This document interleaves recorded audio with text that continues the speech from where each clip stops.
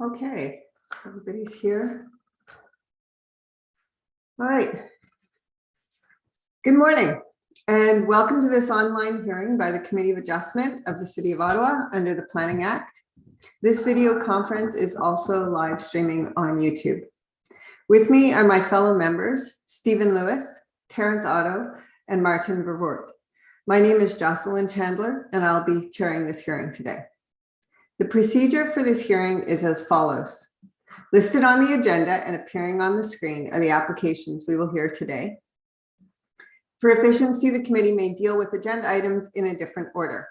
Committee members have reviewed the planning reports and any written submissions in support or in opposition to each of the applications. Today, we will hear oral submissions from any interested parties. As part of the statutory public notification requirements, each applicant was required to post a sign on the property and file a statutory declaration confirming the sign posting. This declaration must be on file today before we can hear the application. And without it, I may adjourn the application or administer an oath. Could the coordinator please confirm whether we have received any statutory declarations? Madam Chair, we have not received any statutory declarations. Okay, so I'll administer an oath to the applicant or the agent as each application appears before us. The committee may ask for a brief presentation of the application, followed by questions from members and submissions from commenting agencies and the public. Please address your comments to the chair, starting with your name and spelling it if necessary, and provide us with your municipal address for the record. The committee generally limits presentations to 5 minutes and any exceptions will be at my discretion. So we will proceed on to the agenda. Are there any declarations of interest from any panel members? Okay, so just myself. I will declare an interest on application number 3, that's A-00340 for Faubert at 152 Lorica, and we will be putting off that application to the end of this meeting, at which time I will recuse myself and Mr. Vervoort will take over. Next, we will deal with adjournment requests. Item number 4, that's B00259 and 260 at 54 Steeple Hill. Is the agent, Mr. Segreto, available?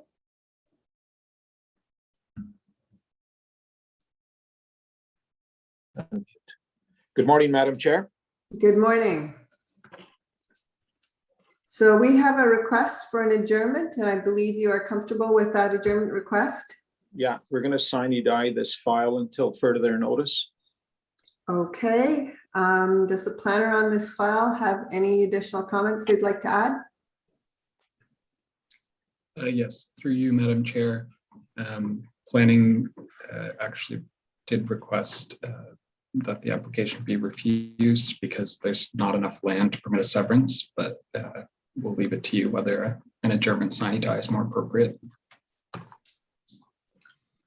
Okay, well, I'm inclined to at least check in with our panel members and see if they're comfortable at least with adjourning this sine die to allow the agent to speak with the planning department further. Is that okay with you, Mr. Segreto? Yeah, sure, no problem. Okay, could I ask for a show of hands to adjourn this request sine die, or this application sine die? Okay, the application's adjourned sine die. Madam Chair, just one comment too. I believe there might be restrictive covenants in that subdivision preventing severances, so that might be something that the applicants and planning might want to look into as well. Okay, noted. All right. We will move on to application, which is item number 7 on our list. That's B00422 and 423 at number 3 Rock Forest. And speaking to that application would be Taylor West is the agent.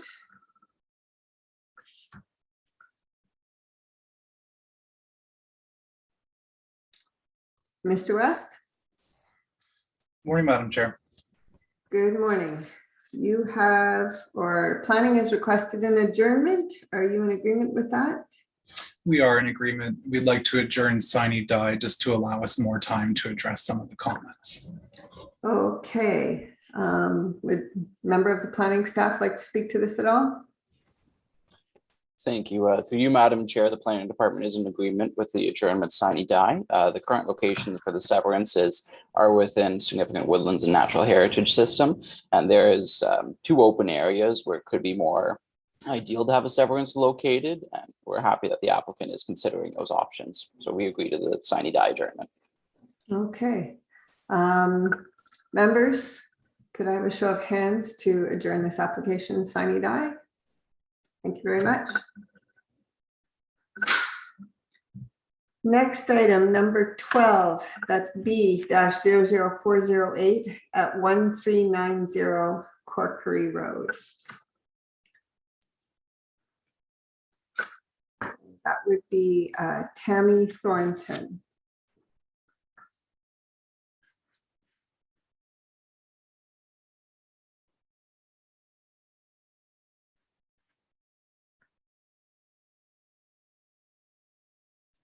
Okay, I see a Tammy. Would you like to unmute yourself, Ms. Thornton? Good morning, Madam Chair and committee members. My name is Tammy Thornton, and I'm the resident at 1390 Corkery Road. And my husband and I are applying for consent to sever 0.8 hectare lot from our current 16.4 acre package here. Okay, so this, we're just dealing right now with the request for an adjournment. Do you have any comments with respect to the request to adjourn the application? I didn't realize there was a request to adjourn. Okay, so that request is from Mississippi Valley Conservation Authority. Could I hear from the Conservation Authority, please? Thank you, Madam Chair. Since discussing the application with the applicant and the city staff following our comment letter, we are satisfied with hearing the application today. Okay. Anything from planning staff at the city?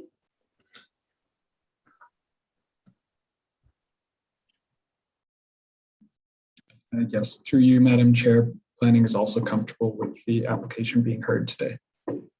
Okay, so Ms. Thornton, we're going to stand this application down and we'll get to it in order. Okay? Oh, okay, thank you.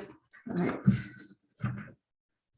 The last one is number 13, A-00308 at 1498 Stittsville, Maine. That would be a representative of Dunrobin Distilleries Limited.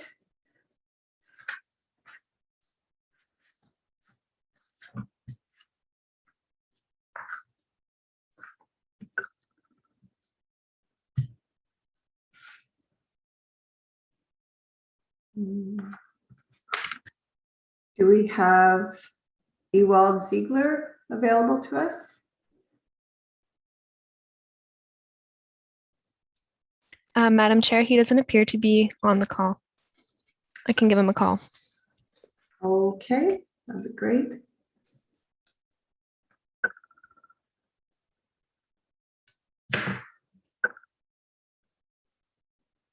Mr. Young. Oh, sorry, Madam Chair. Yes. Mark Watson appears to be on the call, and I'll just promote him. Okay, thank you.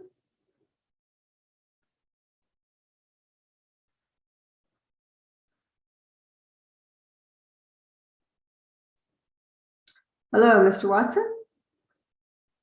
Could you unmute yourself?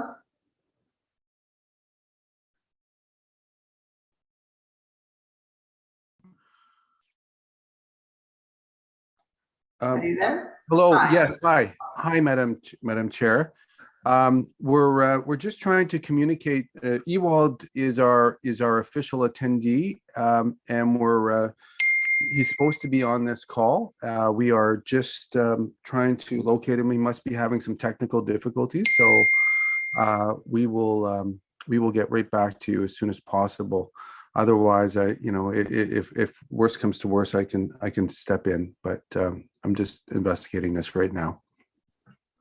Okay. Committee, would we be comfortable putting this application back into the order, and we will deal with an adjournment or a hearing of it when we get to it? Or, well, okay, or we could just go into it right now, I guess, if you want. Well, we would do it right now in order to deal just with the request for an adjournment.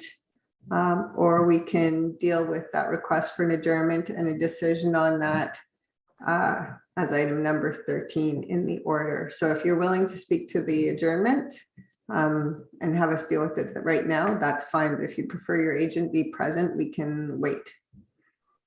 Yeah, no, I would prefer the agent be present to deal with the adjournment issue.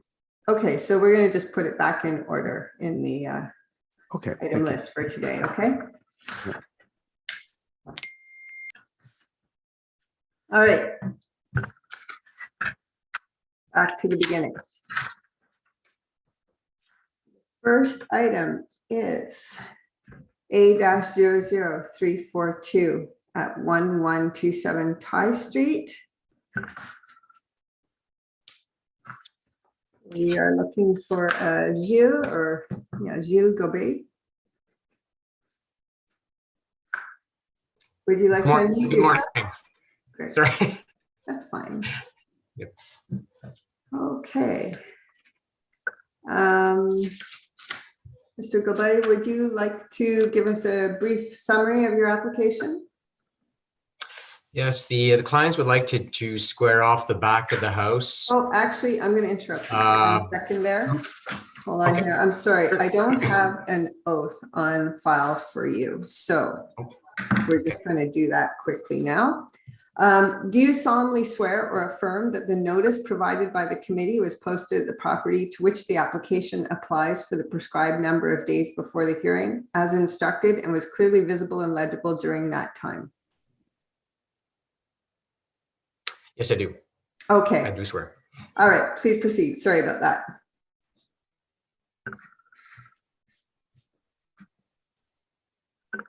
Square off the back end of the house to make, and because there's jogs, so we just want to square that off, and then remove the existing front porch, covered porch, or covered porch, and then just do a sorry, it's an enclosed porch. We just want to reduce that, just have a covered porch, the front face of the house, but not as deep as the existing enclosed porch. The way the house is sitting, nothing is legal. Like the property is already, by the house sitting the way it is, the property, the lot area is already too small. The setbacks are already encroaching the front yard, the side yard is already non-conforming with the zoning setbacks, the side yard setbacks and the front yard setback. Okay. Could I have comments from Ottawa Planning, please?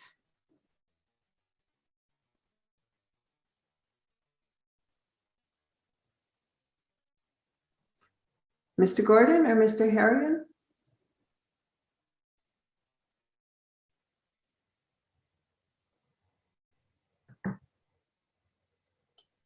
I believe this is Mr. Gordon's file. Yes.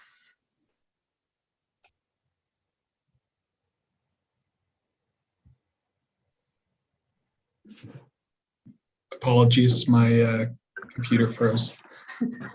Through you, Madam Chair, planning has no concerns with the application, subject to the comments within our report. We note that, as the applicant indicated, the house is already legal non-conforming, and the requested variances are largely to do with the lot lines being angled. So by squaring off the features as they are, they technically become closer to the lot line, but planning has no concerns. Thank you very much. Conservation Partners, I don't see Rideau Valley here. but they had indicated no concerns. No other parties? Okay. Committee members, do you have any questions or comments? Mr. Verwoerd? No, it looks fine to me. I think all of the variances are fairly large. There are a lot of constraints on this lot, so I'm fine with it. Mr. Lewis? I support the application. Looks good. Okay, Mr. Otto? I support the application as well. Thank you. All right, super. Okay, anything further you'd like to add, Mr. Gilbride? No, thank you. Okay, so we will have a vote. All right, those in favor of granting approval for this minor variance? Your minor variance is granted. Thank you. Have a good day. Thank you. Thank you.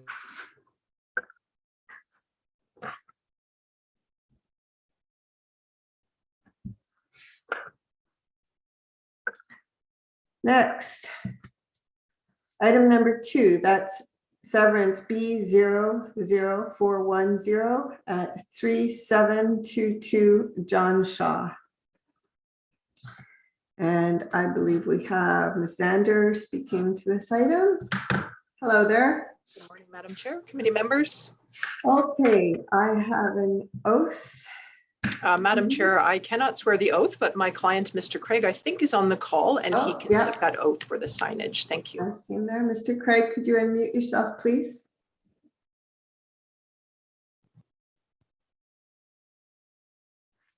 Good morning. You'll have to take your mute off, sir. There you are. Can I hear you now? Terrific. Okay, do you solemnly swear or affirm that the notice provided by the committee was posted at the property to which the application applies for the prescribed number of days before the hearing as instructed and was clearly visible and legible during that time? Yes, it was. Okay, thank you very much. Thank you. Ms. Sander, would you like to provide us with a summary of the application? Yes, thank you. So briefly, the severance application before you is a severance of a dwelling that's surplus to the needs of the farm property. There's my sketch. Thank you. So the severed lot is just over 0.9 hectares in size and includes an existing dwelling with private services. The retained property is almost 104 acres in size. The severed lot is perhaps slightly larger than you might want for a surplus farm dwelling severance. That's really because of where the placement of the dwelling and the services are on this property.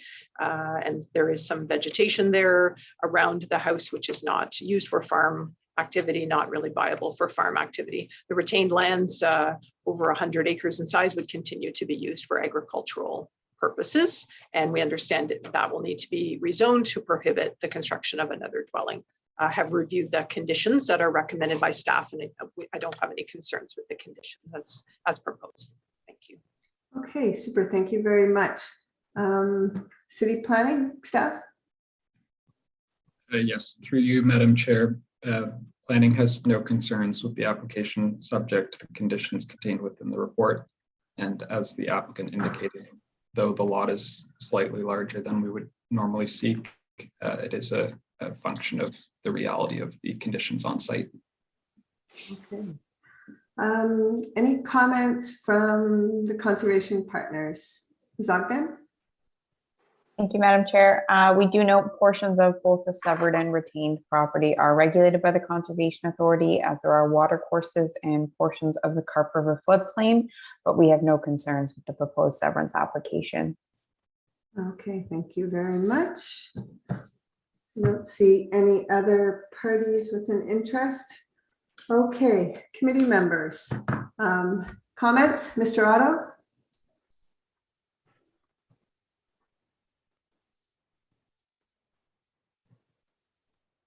No comments. Thank you. Okay, Mr. Lewis? None. Looks good. Thank you. And Mr. Vervoort? No comments or concerns. Looks fine. Thank you. Thank you. Ms. Zander, have you had an opportunity to review the 4 conditions which are being requested by City Planning Department? Yes, I have, Madam Chair. I have no concerns with the conditions. Okay, super. Did you have anything further you want to add before we make a decision? No, thank you. All right. Those in favor of granting this consent with the notice conditions? Can I have a show of hands?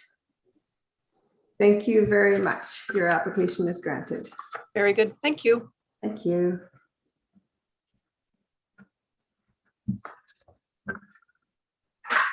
All right, so we are skipping over number 3, moving on to, and number 4 has been adjourned.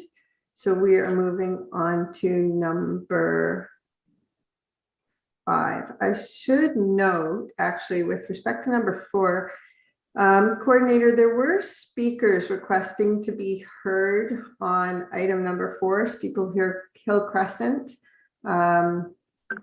Is there anybody who is waiting on the line and should be informed that this application has been adjourned, sine die?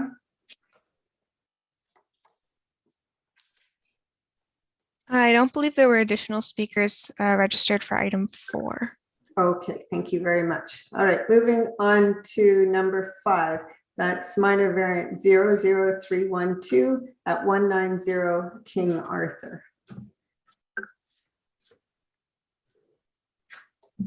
I think we are looking for a Julie Bergeron.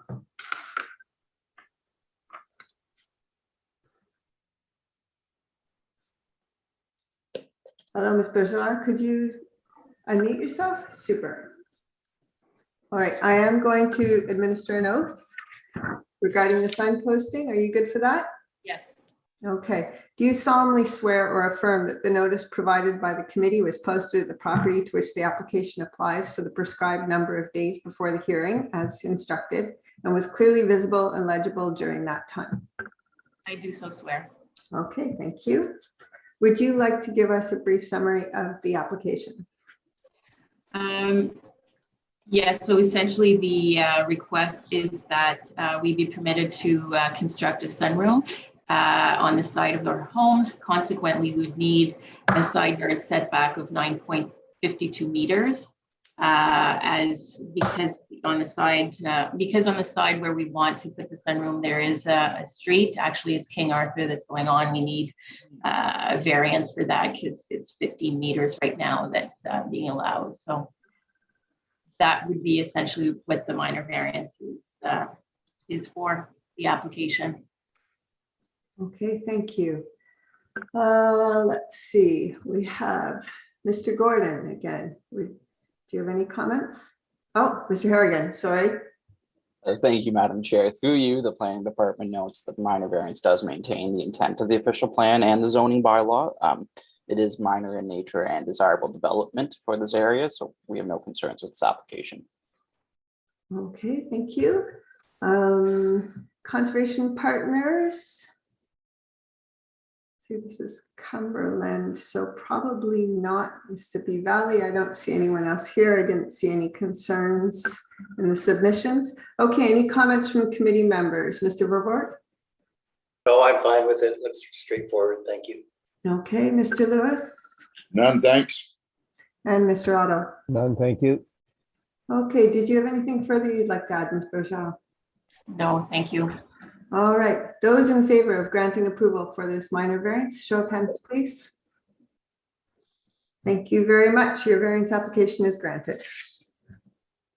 Thank you. Have a great day. You too.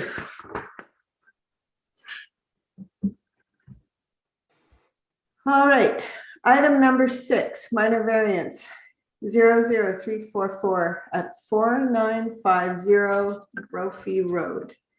I have Annette. Nope, here we go. Taylor West and Mr. Murray Chown. I also, just to note, I believe, do we have, to the coordinator, do we have any additional parties interested in speaking to this application on the line? Madam Chair, as far as I'm aware, no additional parties are present. Okay, thank you. Mr. West, are you able to take the oath regarding the sign posting? I am. Okay. Do you solemnly swear or affirm that the notice provided by the committee was posted at the property to which the application applies for the prescribed number of days before the hearing as instructed and was clearly visible and legible during that time? Yes, I do. All right, thank you very much. Would you like to provide us with a summary of the application, please? Absolutely. I'll ask the coordinator to share their screen. Madam Chair, Yeah. I was just going to suggest maybe because of the email that came in regarding the amendments to the minor variances, maybe we can deal with those first just to clarify.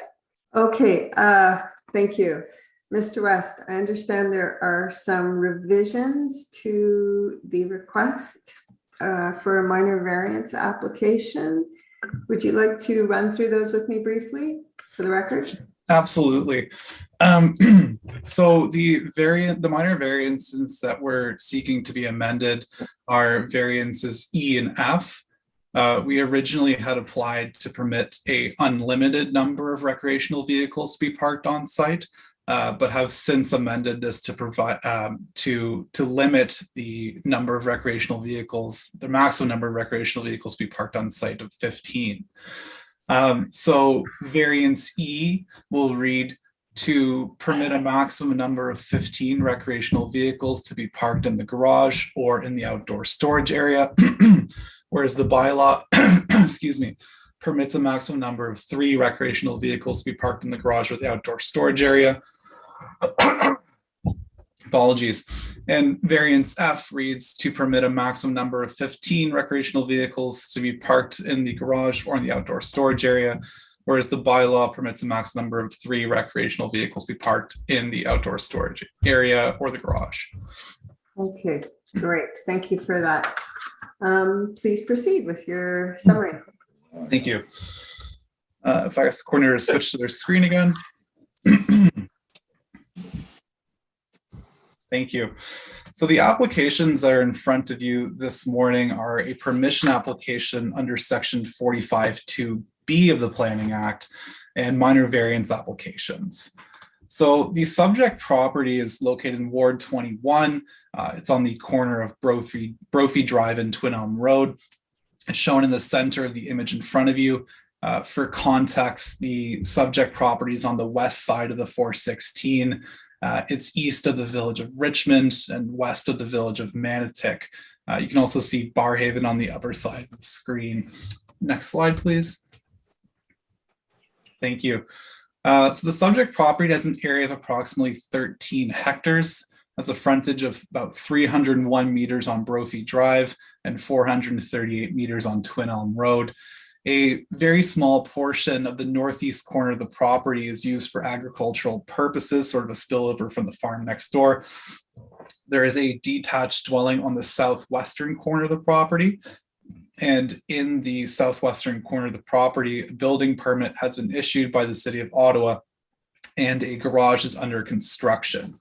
So I guess go to the next slide.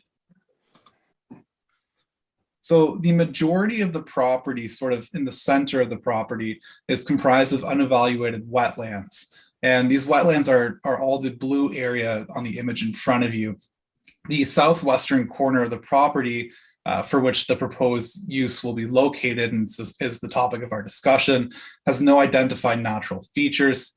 It should be noted the Conservation Authority has raised no concerns with the proposed use, subject to it being outside of the area of impact of the unevaluated wetlands.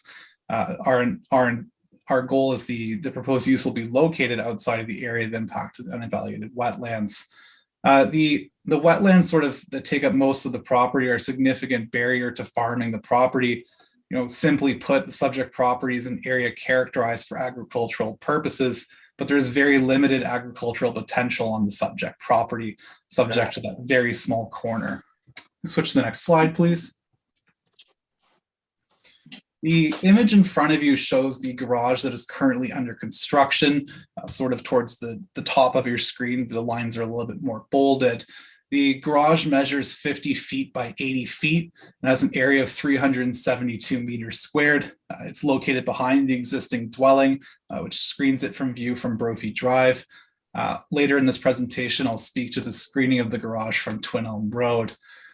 Before we get into the rationale for these applications, I'd just like to give a bit more context to our client's proposal and our client's business. The proposed applications for permission and minor variance would permit a home-based business that stores, maintains, and repairs recreational vehicles. For the purpose of this application, Our client's business focuses on RVs, with the bulk of the work being RVs that would be towed behind your car. Our client specializes in recreational vehicle roof protection, recreational vehicle roof repair, and water damage rebuilds. Our client also conducts typical mechanical and structural repairs for these recreational vehicles. The proposed use will be located within the garage that you see on the image in front of you, for which the city has already issued a building permit. It's under construction. The business may have outdoor storage located in the rear yard behind the detached dwelling. The proposed use also operates as a mobile service, meaning our client would drive out and conduct repairs off-site, which would further reduce the level of activity on the subject property. If you go to the next slide, please. So a bit more background on the actual application. The permission application that we filed is filed under section 45(2)(b) of the Planning Act.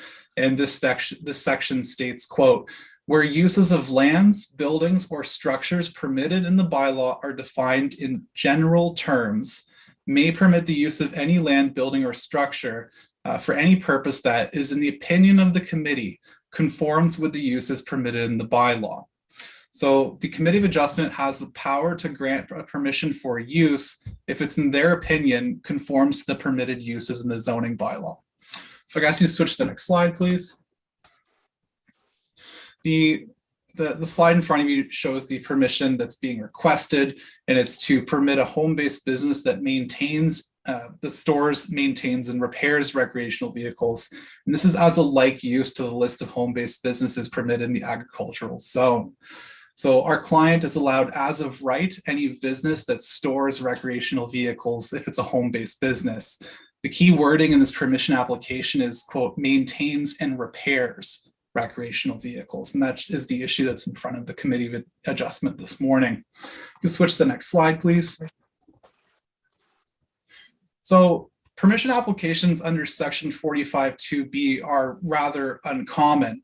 But we've actually been able to find some similar case law to our application. In Fishburne Holdings 11790 MB case, the proponent, who was a business owner in the town of Halton Hills, sought permission under section 45(2)(b) to use part of their lands for, quote, truck parking and servicing.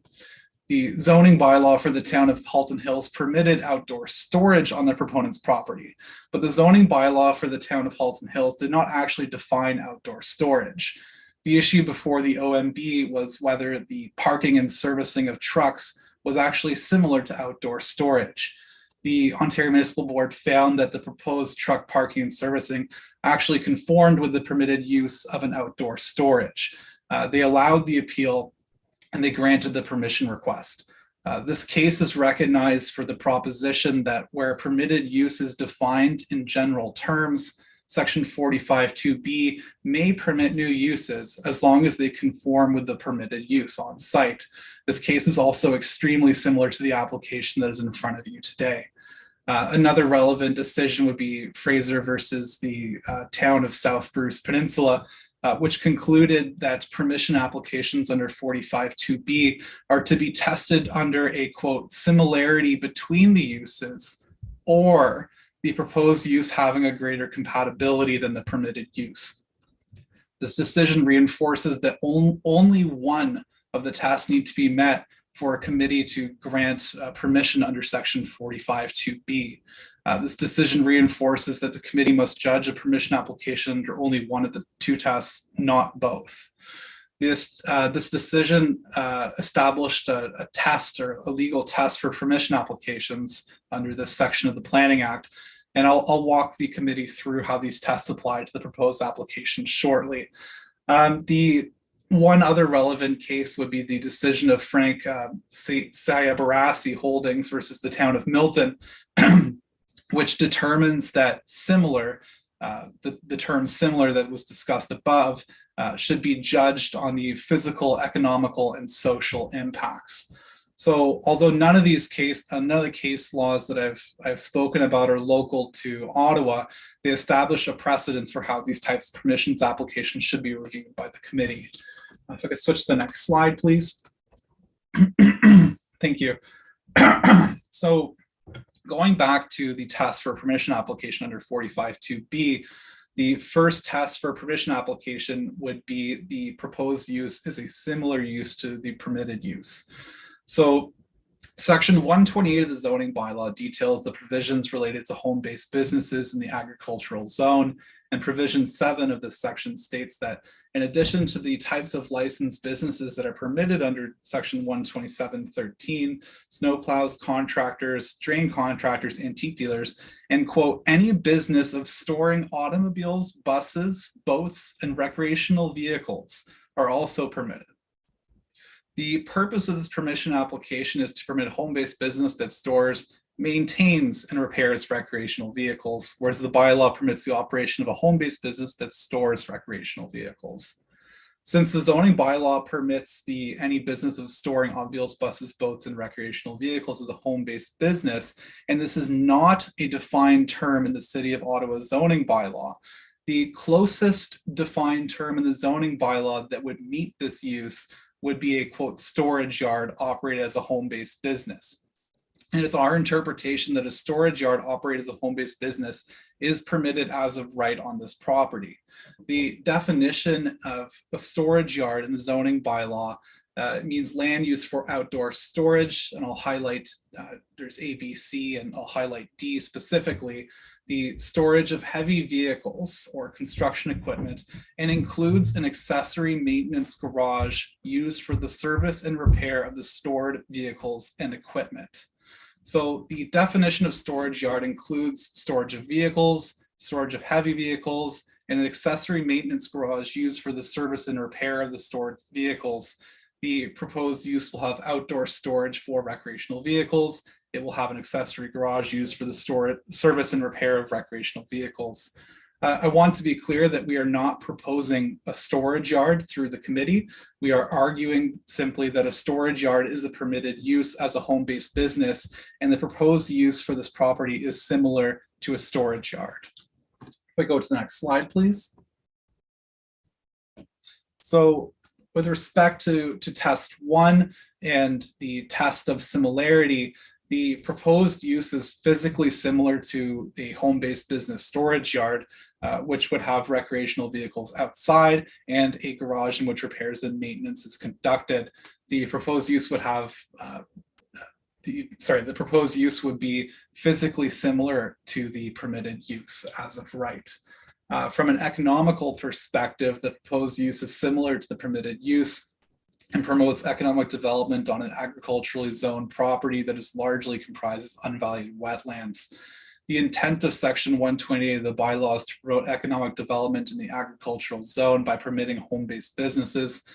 The uses permitted under provision 7 of Section 128 are businesses that are typical in the rural area and do not interfere with the rural character of the agricultural zone. The proposed use is similar to the permitted uses from an economical perspective. From a social perspective, the proposed use is similar to permitted use as it would have little impacts on the abutting properties. If I'd ask the committee, the coordinator, switch to the next slide, please. So the proposed use will only be visible from the west, which is Twin Elm Road, and I'll speak to screening of that later on in this presentation. There are no residences directly west of the proposed use. The proposed use will have, will not have an impact on the neighbors. The proposed use will largely conduct repairs within the garage, which you won't be able to see from the exterior. The proposed use will have some staff that work alongside the owner of the property who resides on the site. The number of staff present on site will not cause any significant traffic impacts to the abutting neighbors, nor will any customers dropping off their recreational vehicles. Simply put, this isn't a business that generates a lot of traffic, and there will not be any impacts to traffic for this proposed use. This use, the movement of towing of these large vehicles is not expected to cause any significant traffic impacts. I would also just like to note that there was actually an error on my original cover letter. There isn't, I had identified the small, or the property immediately south of the detached dwelling on site to be a detached dwelling. It's actually a hydropower station. So this further reinforces that from a social perspective, the proposed use is similar to permitted use, as there are no dwellings within approximately 600 meters of the proposed development. So from a physical, economical, and social perspective, it's our opinion that the proposed development is similar to the permitted use of a home-based business storage yard, and that the first test for an application under 45(2)B is met. So go to the next slide, please. Thank you. The second test for permission application under 45(2)B is the proposed use is more compatible than the permitted use. And the City of Ottawa official plan, actually the old official plan rather, defines compatibility as enhances an established community through good design and innovation, and coexist with existing development without causing undue adverse impact on the surrounding properties. The proposed use is simply a garage in the rural area with outdoor storage. This use will coexist with existing development in the area, and it won't cause any undue adverse impacts on the surrounding properties. As I've shown you on the previous slide, the immediate surrounding uses in this area are low density residential, which are located over 600 meters away, and agricultural fields. The proposed use will not cause any adverse impacts on neighboring residential lots. The proposed use will not impact or limit the ability of the neighboring properties to farm their land. Proposed use won't impact the ability of the subject property to farm the small corner of their land, as the majority of the land is unevaluated wetland and it's not ideal for farming purposes. The proposed use is equally as compatible as the permitted home-based storage yard business. It's our opinion that proposed use will be, quote, more compatible than the permitted use, as it's essentially the same use as already permitted as of right. It's our opinion that the second test for a permission application under 45(2)B is met. And I'd like to remind the committee that actually only one of these tests needs to be met to approve an application. If we can switch to the next slide, please. Thank you. The applications in front of you today are also accompanied by minor variance applications that help facilitate the proposed use. Simply put, the proposed use is unique due to the size of the vehicles being repaired or maintained, so minor variances will be required. Variance A requests an increased cumulative maximum area for the home-based business of 430 meters squared. The reason for this variance is to permit the utilization of the garage that's currently under construction. You may recall from my earlier comments that the garage is approximately 372 meters squared, and the remainder area for the home-based business will be within the detached dwelling on that property. Variance B seeks to replace the requirement of an opaque fence with a larger cedar hedge. I'll speak to this in a bit, but we note that municipal staff have raised no concerns with variance B, and we do appreciate those comments. Variance C seeks to permit a maximum outdoor storage area of 3,000 meters squared, whereas the bylaw would limit a total maximum of greater of 5% of lot area or 100 meters squared. Variance D seeks to permit the outdoor parking of heavy vehicles. And we note that the zoning bylaw defines recreational vehicles as heavy vehicles. And we'd just like to be clear that it's not our client's intention to park other heavy vehicles on site. Simply put, it's our understanding is that should this application be approved, the language of the permission application wouldn't permit the storing, maintaining, or repairing of any other heavy vehicles other than recreational vehicles. So although I will be speaking to heavy vehicles, that is simply how the zoning bylaw defines it, and other heavy vehicles won't be permitted on site. Variants E and F have been amended, as I've mentioned at the beginning of this presentation. We had originally applied to permit an unlimited number of recreational vehicles to be parked on site, but we've amended this to provide both the Committee of Adjustment and the city with some peace of mind that there will be a limit on the maximum number of recreational vehicles to be on the site. I'd also note that this variance, the language of this variance speaks to both the vehicles inside the garage and vehicles outside the garage. This variance doesn't mean that 15 recreational vehicles will be parked outside. rather a combination of inside and outside the garage with a total maximum of 15 on the site. If I ask the coordinator, switch to the next slide, please. Thank you. So I'll now be speaking to the rationale for the minor variances, except for variance B, which I'll discuss separately. With respect to the first test, which is the variances maintain the general intent and purpose of the official plan. The subject property is designated agricultural resource area. The purpose of the agricultural resource area is to protect major areas of agricultural and other land suitable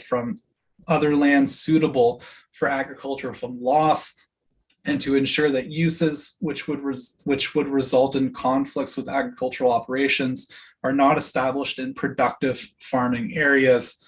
The proposed home-based business seeks to operate within the southwestern corner of the subject property.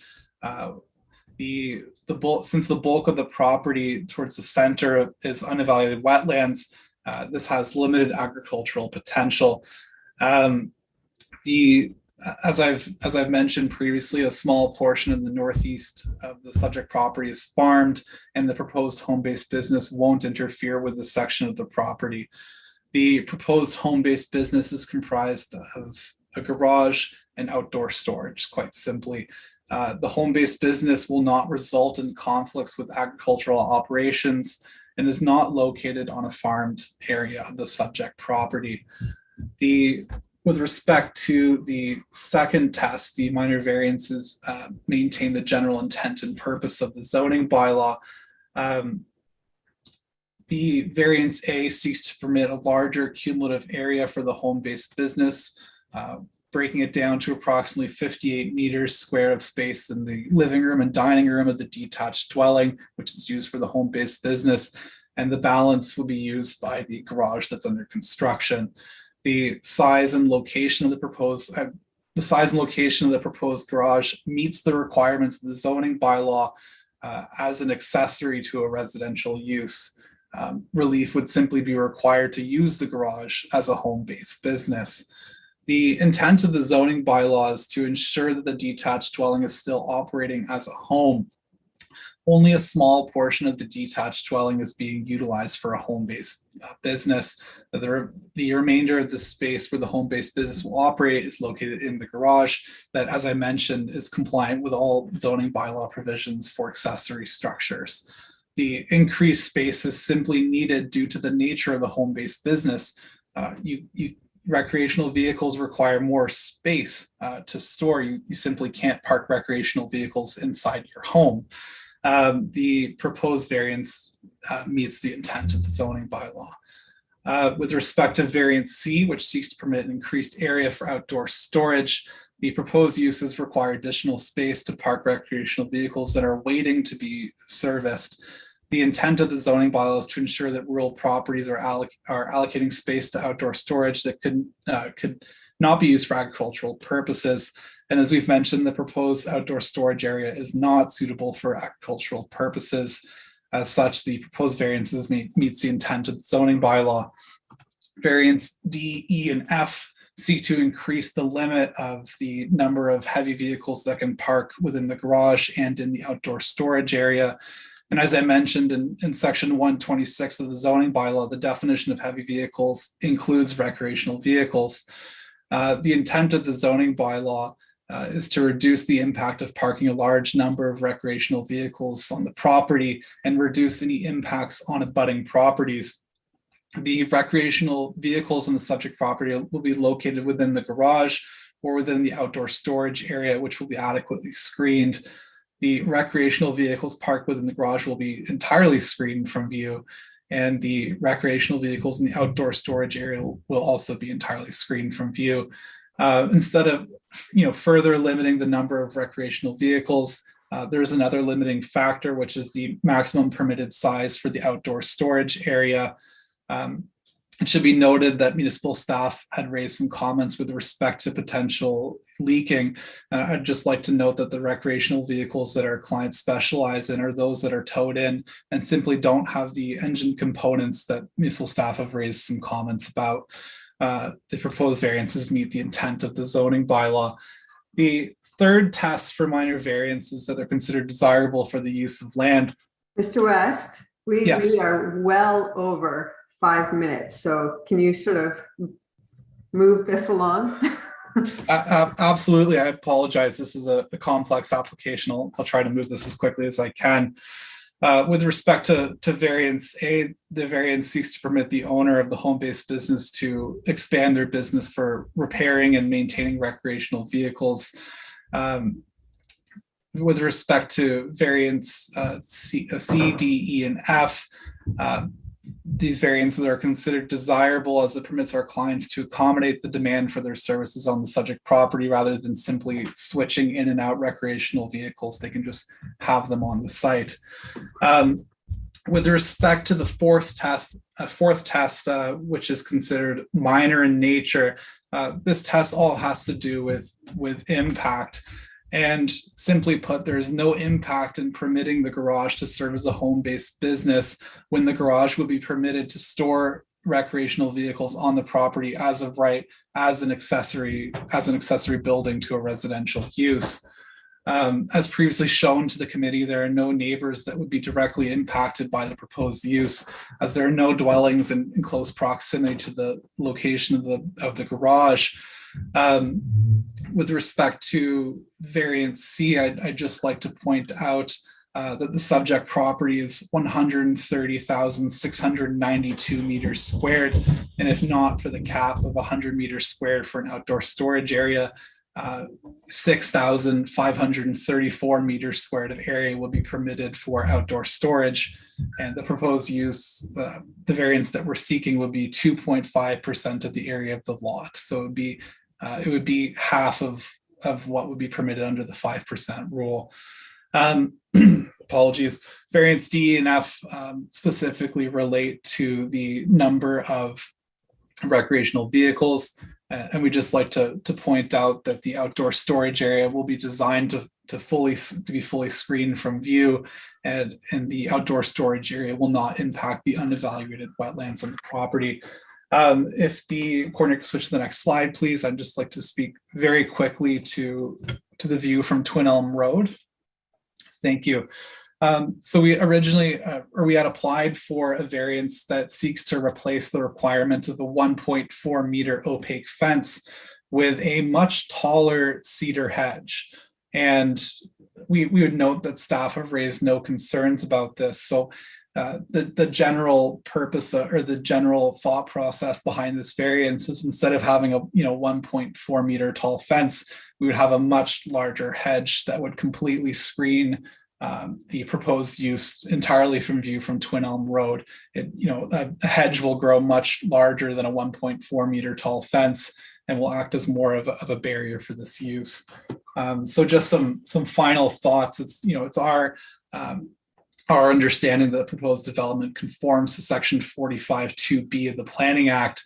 The proposed use is similar from a physical, economical, and social perspective as the as-of-right use permitted of a home-based business storage yard.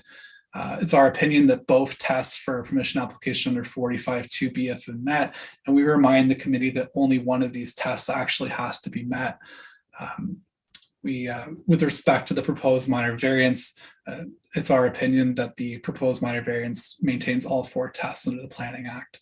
And I'll conclude there, and I appreciate the extra time that the committee has allowed me to speak to these applications. Thank you. Okay. Mr. Harrington. Nope. Mr. Gordon, sorry. Madam Chair, the City of Ottawa's Planning Department objects to the application before us. It was noted that we don't take issue with the one minor variance B, which is to substitute the fence for a cedar hedge, but the remaining 2, 4, 5 variances, 6 variances, we do take issue with individually as well as in their cumulative effect, as it's our opinion they don't meet the 4 tests.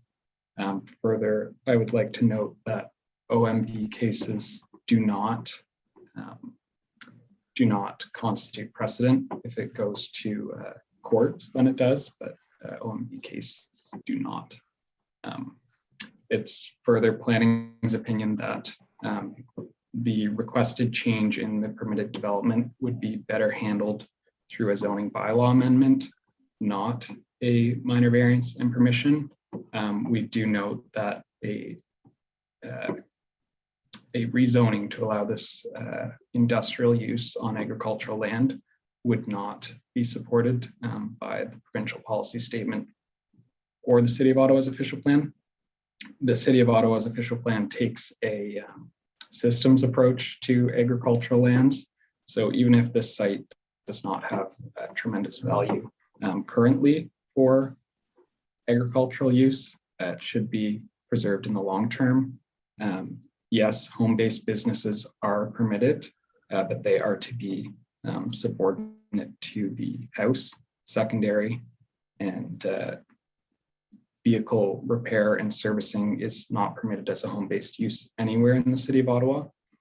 I'm not sure how vehicles could be repaired that don't have engines, but that's, or any gas or any potential pollutants.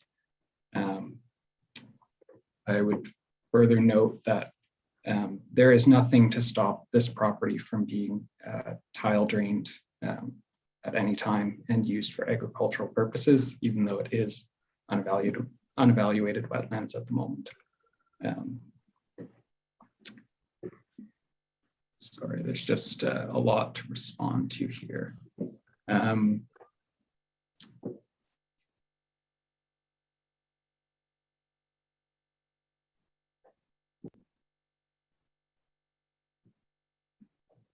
Yes, I would also note that vehicle repair requires a license within the City of Ottawa, and it is not a permitted use.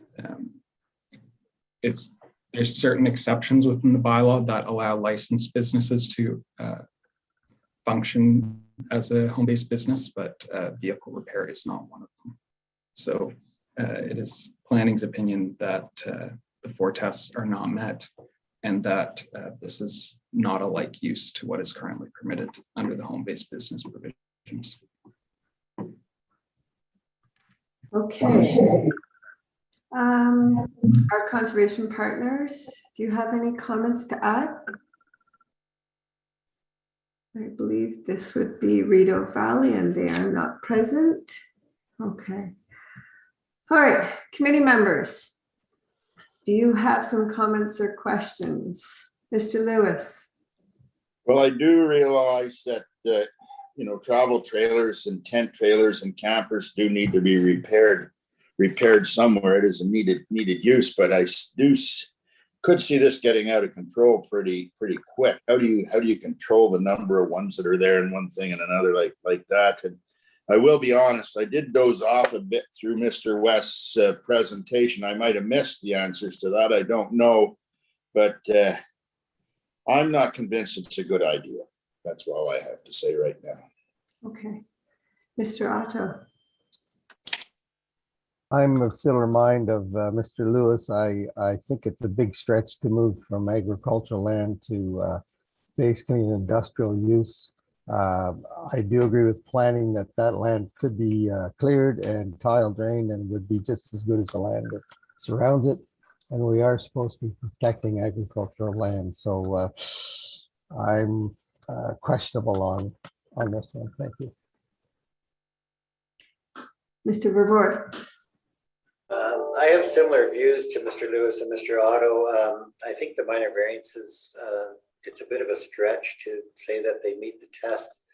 I also have concerns with 127.13 of the bylaw, which provides that no business requiring a license may operate as a home-based business. And I don't think that's even been addressed in the list of variances that have been requested.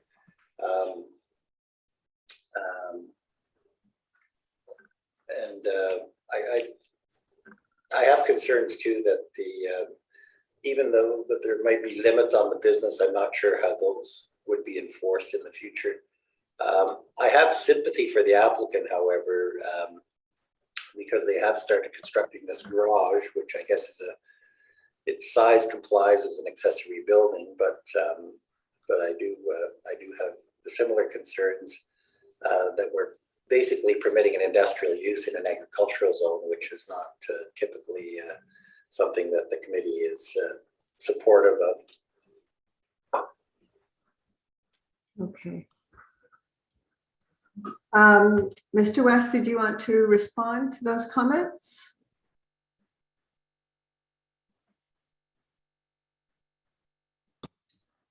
I'll let Mr. Chown speak first if he'd rather. Sure.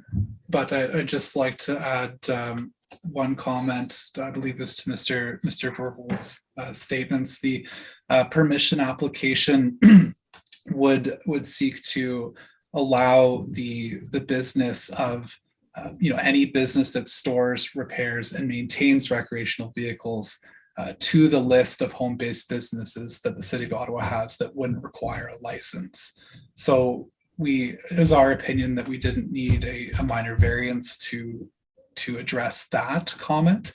It was simply, for all intents and purposes, handled in the permission application. If I may just thank you, Mr. West. Fair enough, I understand. Madam Chair, if I may just briefly, if the committee coordinator could put up, I think it's slide 4 from the presentation.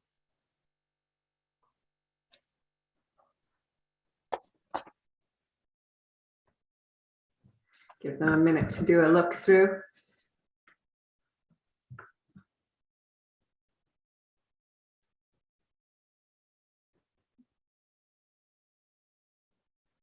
One before that? Yeah. So, I think it's important when we're talking about the impact of this proposed use on the agricultural activities in this area and the agricultural potential for this property. I think this image clearly illustrates the limitations to agricultural use on this property. The area that is being proposed for the home-based business is limited to the southwest corner of the property, which is separated from the active agricultural cultivated lands to the north and east by the unevaluated wetland. I appreciate Mr. Otto's comment and the comment from staff that this land might be drained someday and used for agricultural purposes. I'm not qualified to express an opinion on how practical that is or how expensive that would be, but clearly that land is not available for agricultural use today, and it would take a significant investment, which may or not be reasonable, in order for that land to be used for agricultural purposes. So the business and the location of the business, certainly in our opinion, is not going to detract from the agricultural uses in this part of the city, either on the other side of Brophy Road, on the other side of Twin Elm Drive, or the lands to the north and to the east. We don't believe that this is going to have any impact whatsoever on those agricultural activities. And I want to be careful about characterizing this as an industrial use in an agricultural area. It's a commercial business servicing trailers and RVs. Further to Mr. West's submissions, most of these vehicles or the trailers being serviced aren't powered with motors. Wonder a few of them may be, but many of them are going to be trailers, the tent trailers that Mr. Lewis alluded to. It's a small family business, wants to establish in a location where one of the owners lives in the house. So it truly will be a home-based business. Those are my submissions. Thank you for the opportunity. Thank you. I do have a couple questions. If the building permit was issued by building services, what triggered this particular application? Taylor, do you want to answer that? Thank you. I believe our my understanding is our clients were simply wanting to be upfront with what they would like to do with the property. We just wanted, our clients wanted to be extremely transparent of what will be occurring. Maria, I'll let you add to that, but that's my understanding. Yeah, the building permit would not have identified the intended business on the building permit application. The building permit application simply would have been for an accessory structure that's permitted under the agricultural zone. And I think Taylor is exactly right. Our clients are being cautious. They believe they would like to establish this business on the property. I think they probably could establish it at a very small scale, but it is a business and they're trying to make money. So they needed a little more space and they need some outdoor storage in order to operate the business. Okay, and I'm not sure if this is best addressed by yourselves or by city planning, but the license requirement for vehicle repair, I'm not sure that I've made the connection of how that plays into this. If one, is a license required? And two, does that affect the categorization as a home business? Do home businesses never need licenses? Maybe that's Mr. Gordon. Yes, thank you, Madam Chair. Generally, businesses that require licenses to operate are not permitted as home-based businesses with certain exceptions. And vehicle repair is not one of the exceptions. So as such, it is excluded from being a home-based business. And Madam Chair, I thank Mr. Gordon for that. I think that's 100% correct. But I just want to remind you of Mr. West's response to Mr. Vervoort's question or comment about the requirement or the limitation with respect to licensed businesses being permitted as a home-based business, because we've specifically requested through the permission application to allow for this use. It deals with that provision of the zoning bylaw. Okay. Site plan control. With this large building being constructed and this storage yard, would there be a trigger for site plan control related to this, Mr. Gordon? It appears that it should have gone through site plan control. I'm not sure how building permits were granted upfront without site plan control. With respect, I don't think the building permit for the detached garage required site plan approval. The site plan bylaw allows for very large buildings to be constructed in the rural area without site plan approval. Generally, those are accessory to an agricultural use, not a home-based business.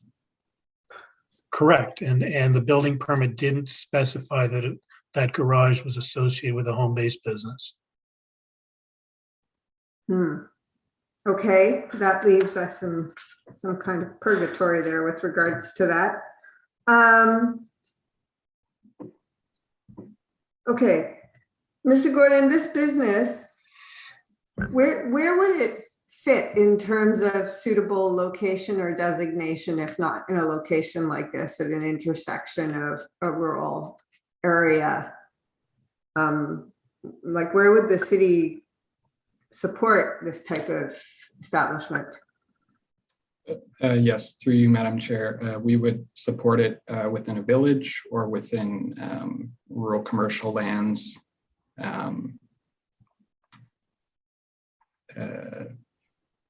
Yeah, generally those two areas. I mean, the provincial policy statement does, in limited cases, allow for rezoning on agricultural lands, but there are a number of criteria, as noted in staff's report, that include a shortage of suitable lands being available, and it's staff's opinion that no such shortage exists right now. So we would say it's more appropriate in a village or rural commercial industrial lands. I only have one more question. if part of the argument that this is appropriate on agricultural land is that this particular property and the unevaluated wetland designation prevent this from being used for agricultural purposes, is there a reason that you haven't brought forward more of like, I don't know, a report from an agrologist or something really establishing that this could not become or is economically unfeasible to service as agricultural land through tile drainage? And I only ask that because the unevaluated wetland layer is exactly that, it's unevaluated. So we just see a vegetated lot. And across the road, I did note on your presentation, there was a cropped agricultural land that was underneath that blue layer. So I guess my question to the applicant is do you have any more to offer in terms of the unsuitability of this land for agricultural purposes? Madam Chair, we do not. Okay, thank you. Are there any more questions of the committee? No. And Mr. West, Mr. Chown, is there anything else you'd like to add to sum this up?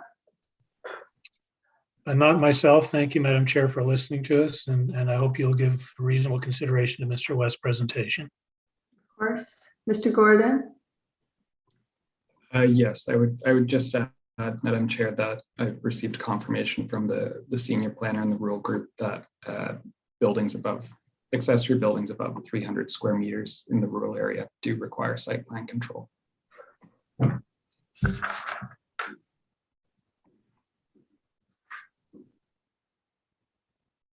And what was the size of your building, Mr. West?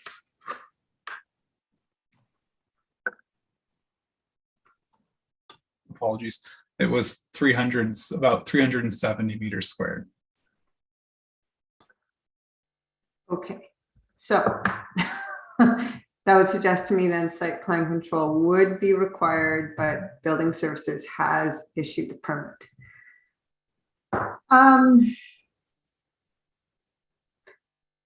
Mr. Chown, do you have any suggestions on this particular aspect of this application as we take it down another road? Quite frankly, if there was an oversight on building code services and, if these applications were successful, we could always go through a site plan approval process if that's necessary. But we certainly we wouldn't have embarked on a site plan approval application without going through this process first. Yeah, and I guess some of the concerns on this relate to sort of the expansion of the business and where the storage goes, and that going through site plan control that would control the activities and location of them on this lot would perhaps provide some comfort with respect to that. I think subject to no one having anything additional to add, gentlemen, would you be good with reserving this decision? Are you on camera? Yes. Mr. Lewis, yes. Mr. Roy. Okay, we will reserve this. Thank you very much, both of you. Thank you, Madam Chair. Thank you. Madam Chair. Okay. See if we can get this moving quickly. You guys are going to give me a hard time about this later. I know it. Okay. Item number 7. That one, I believe we adjourned. All right. Item number 8, which was severances 00404 to 406 at 711 Spruce Ridge. And that would be Jordan Jackson as the agent. Good morning, Madam Chair. Good morning. Are you available to take the oath on this application? I am. Okay. Do you solemnly swear to affirm that the notice provided by the committee was posted at the property to which the application applies for the prescribed number of days before the hearing as instructed and was clearly visible and legible during that time? I do. All right. Would you like to give us a brief presentation? Certainly.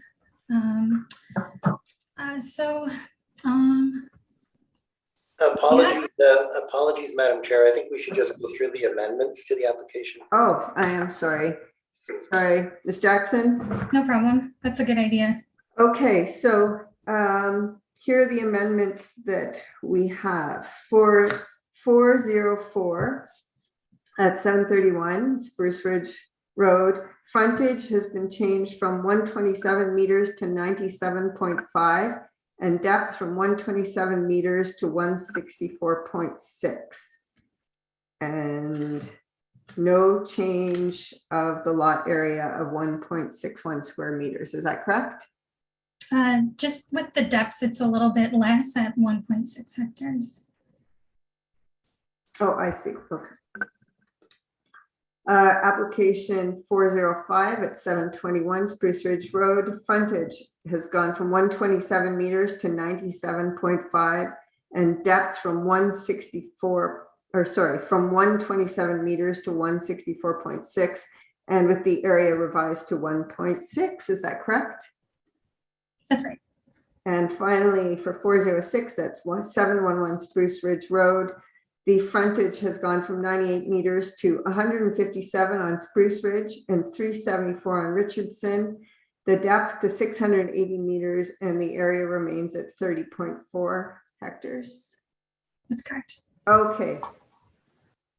I think that. Sorry to interrupt again, Madam No, Chair. please.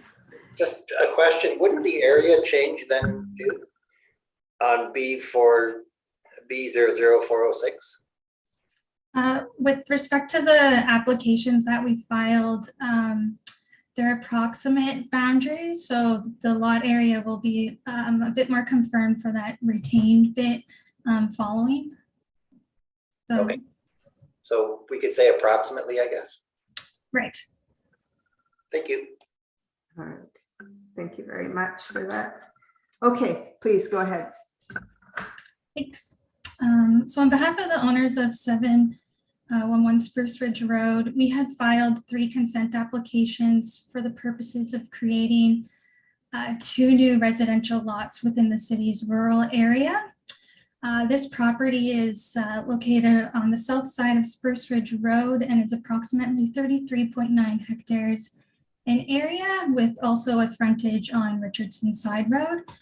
This property is presently undeveloped and is primarily forest covered with identified woodlands on the property. And then surrounding land uses in the area include rural residential developments, including rural residential subdivisions, as well as undeveloped rural lands.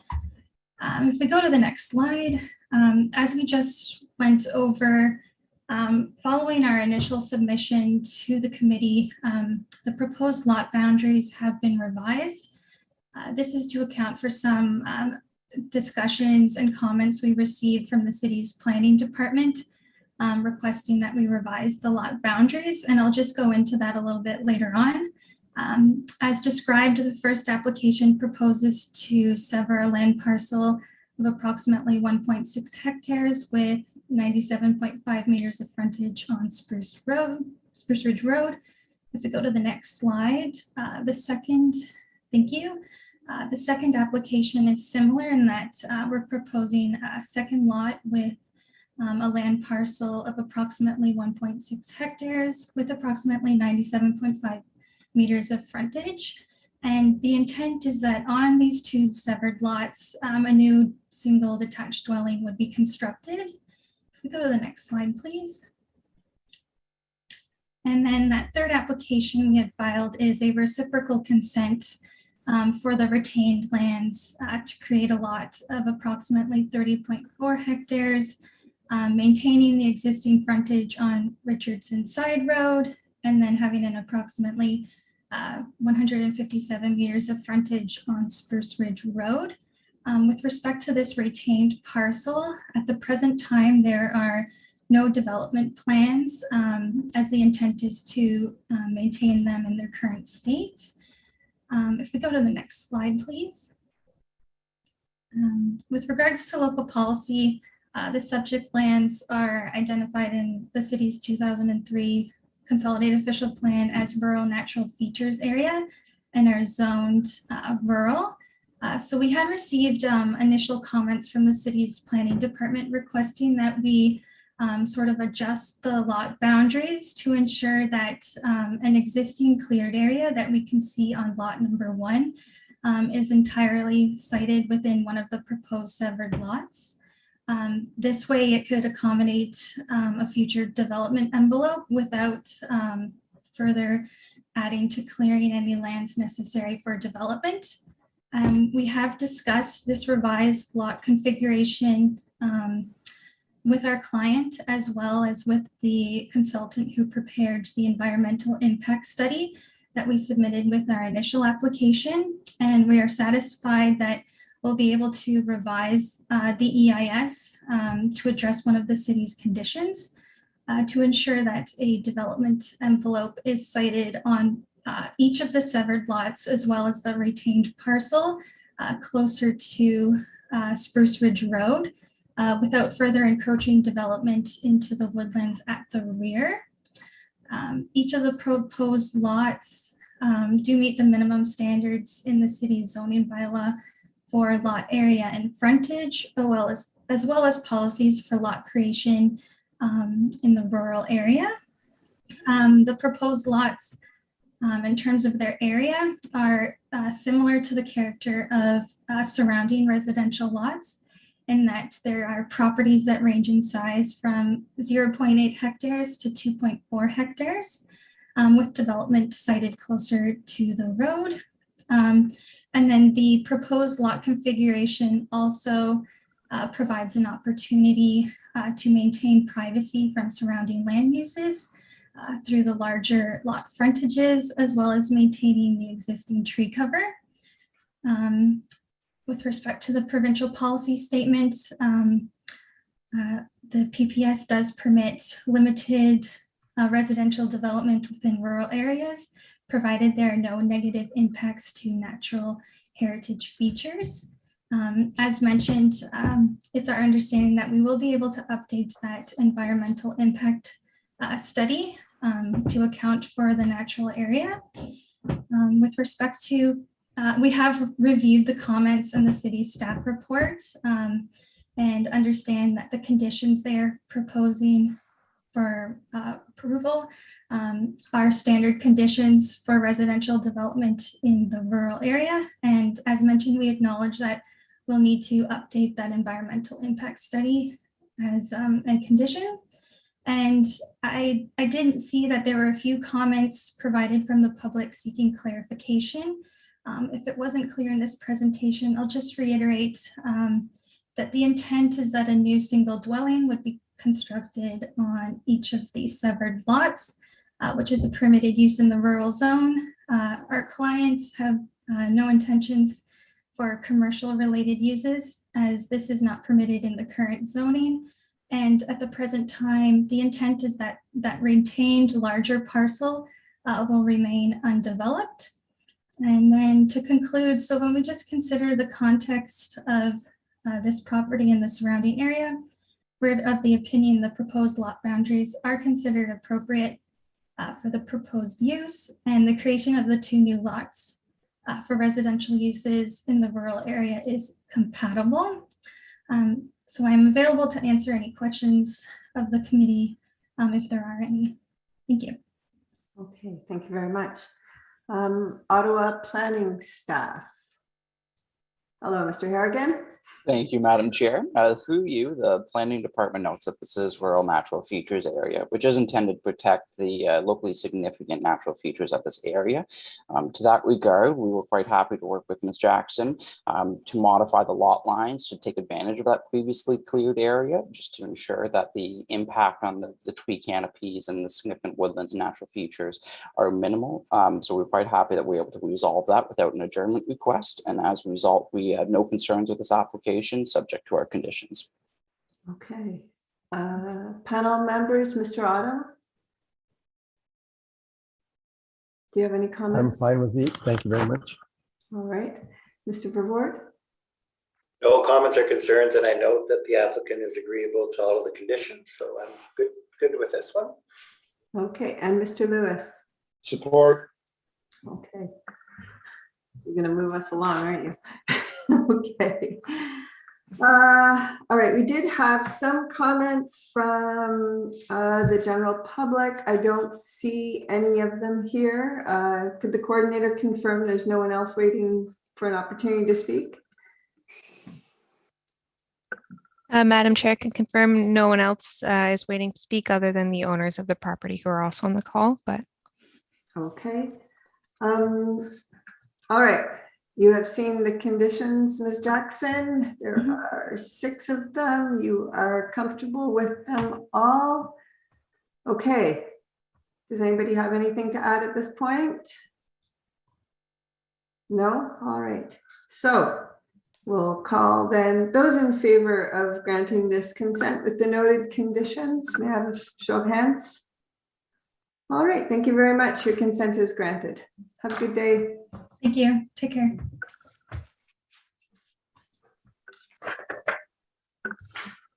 All right. Next, number 9. That is severance B00352 at 8015 Russell Road and 7953 Russell Road. Mr. Price, the agent for the application. Good morning, Madam Chair. Good morning, Madam Chair. Rod Price, Rortar Land Development Consultants on behalf of the owner of 8015 Russell Road. Are you prepared to take an oath with regard to the signposting? Yes, I am. Do you solemnly swear or affirm that the notice provided by the committee was posted at the property to which the application applies for the prescribed number of days before the hearing as instructed and was clearly visible and legible during this time? I swear, Madam Chair. Thank you very much. Okay, so consent application. Would you like to give us a brief summary? Absolutely. Thank you, Madam Chair. Yeah, it should be pretty straightforward one. It's for the severance of approximately 2.1 hectares off of the property located at 8015 Russell Road, 7953 Russell Road. It's got the commercial industrial zoning on it. The proposed severance meets all the intents and performance standards of the zoning that's in place. Pre-consulted with staff, provided an EIS, are comfortable with the comments that have come out of the staff report. And other than that, happy to answer any questions. All right, thank you. Comments from city planning staff. That would be Mr. Gordon. Yes, thank you, Madam Chair. Through you, planning has no concerns with the application subject to the conditions contained within our report. All right. Conservation partners, that would be South Nation, and I don't believe they are present. They did not have any concerns other than noting that there's a water course that you may require a permit for if you're going to make any adjustments to it. And no other parties. Okay, panel members, Mr. Purport. No, I'm fine with it. I just can't recall. Did we get the oath from Mr. Price for the sign? No, did I? I thought I did. Okay, I'm sorry. Other than that, I'm fine with it. Thank you. Mr. Price, I did ask you to take the signposting oath, correct?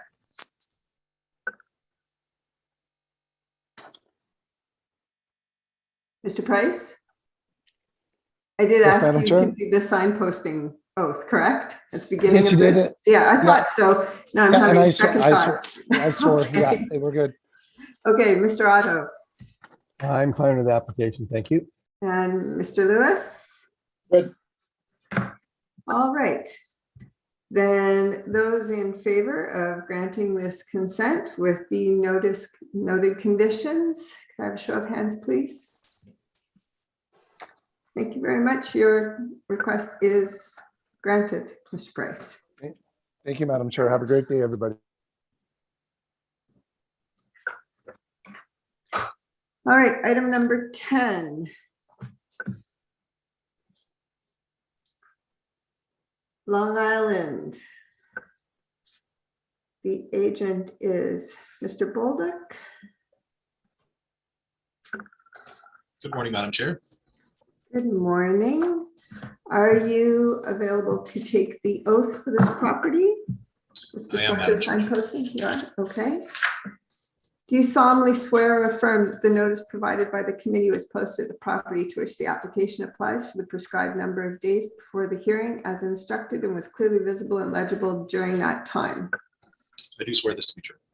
Okay, thank you very much. Would you like to give us a brief summary of the application? Yeah. If the coordinator could pull up my presentation, that'd be appreciated.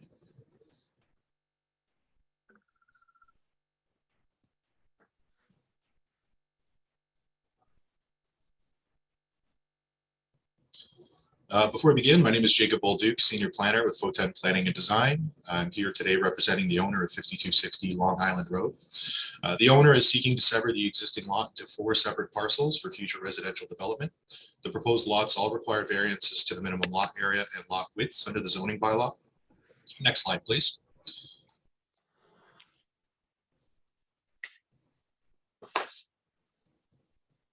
The subject property is located in the southeast corner of the intersection of Long Island Road and Driscoll Drive in the village of Manotick. The property has a total lot area of 4,062 square meters, approximately 127 meters of frontage on public roads, and currently contains a single detached dwelling. Next slide, please. This image shows the property as seen from Driscoll Drive in the southwestern corner of the subject property. There is an existing driveway on Driscoll, though the main driveway is located on Long Island Road, as seen in the next slide. Next slide, please. And this image shows the property as seen from Long Island Road, including the aforementioned driveway, and includes a view of the deep set single detached house. Next slide, please. The owner is proposing to sever the existing lot into 4 parcels for future residential development in the form of single detached dwellings. The existing zoning requires a lot size of 1,950 square meters and a lot width of 30 meters. I wish to note at this time that in our due diligence, we discovered a total of 0 lots in the surrounding V1G area that meet both of these requirements under the zoning bylaw. Most of the surrounding lots have areas between 700 and 1,300 square meters and lot widths in the range of 20 to 30 meters.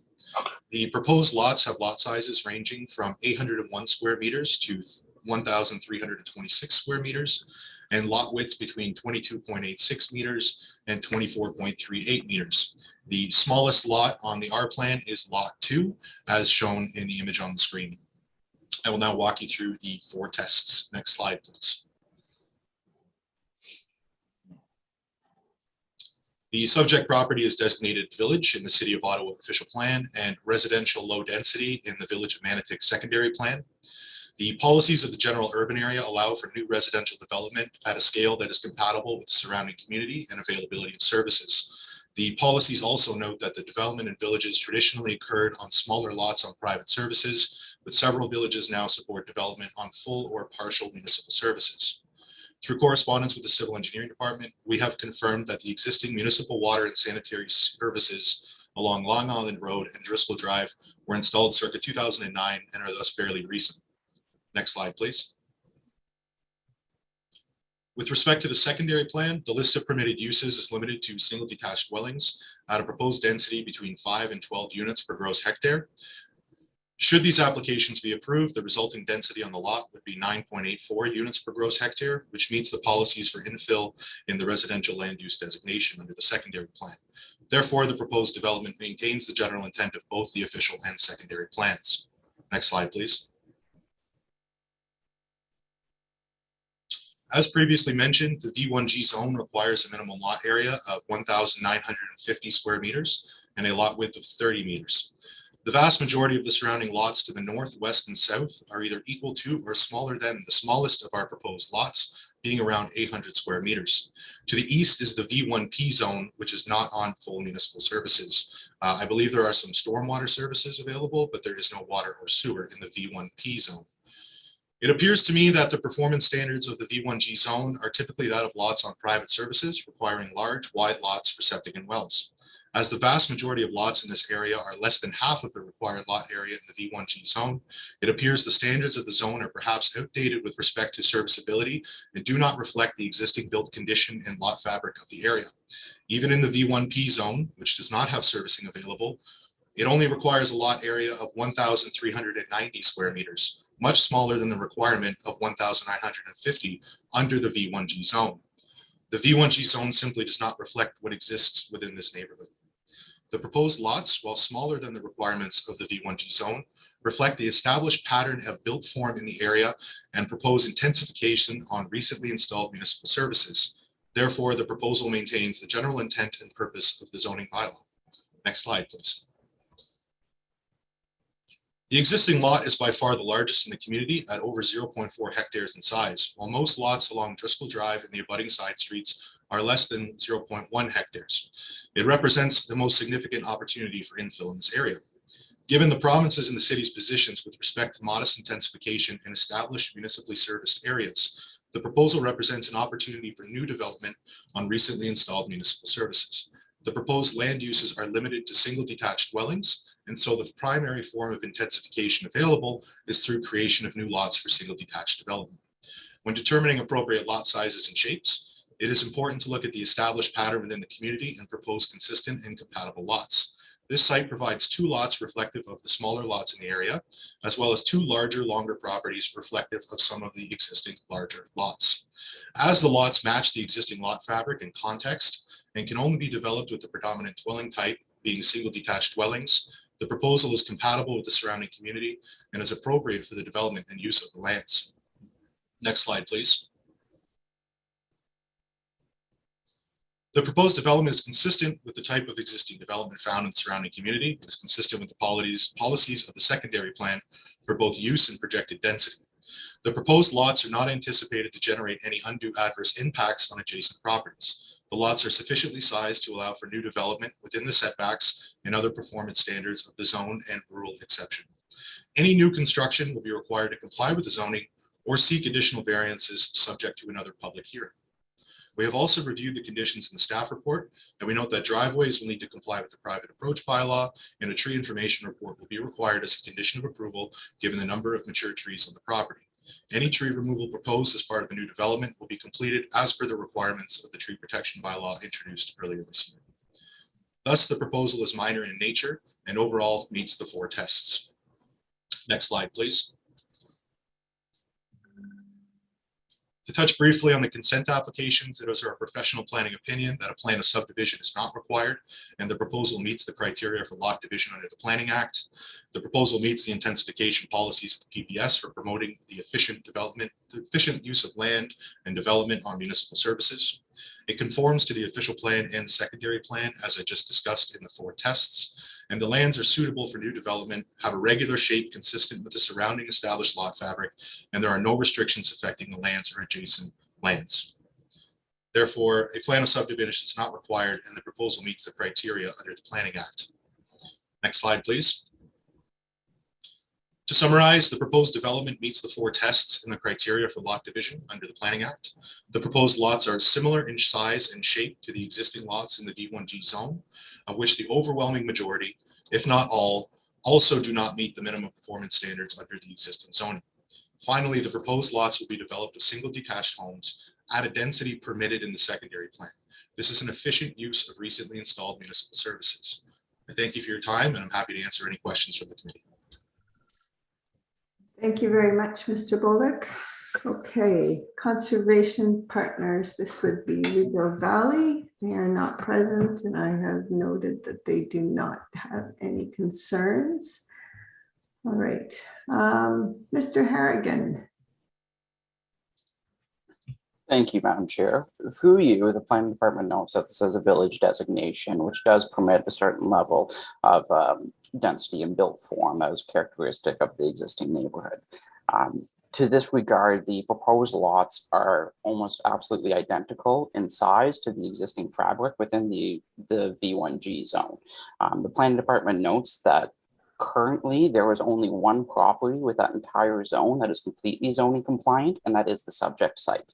There are no other properties that meet the minimum lot size and only a handful of properties that meet the minimum lot width requirement. And so we are intended to agree that perhaps the zoning may be outdated, but the proposed development does fit within almost exactly the existing lot fabric and size. To that regard, I actually did do a little bit of a sample size. I noticed that there was a petition to uphold the zoning bylaw with 29 properties on there. I noted that the average property size for the 29 properties is 848 square meters, and the average size for proposed 4 lots is 962.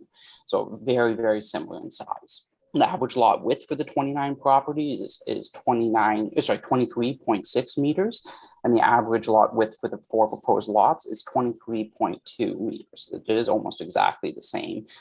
So the planning department is satisfied that the 4 tests are adhered to, and that this does constitute desirable and appropriate development for this area.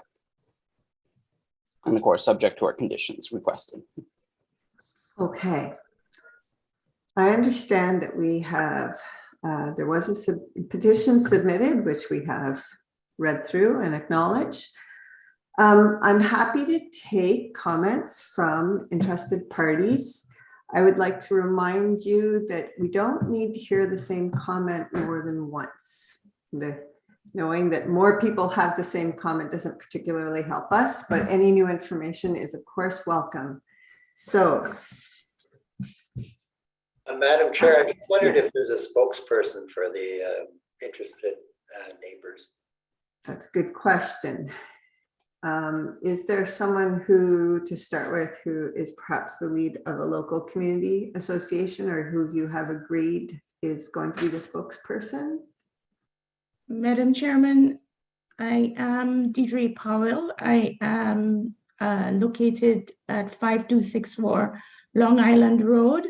I would like to defer to Welwyn Wong, who is also a neighbor.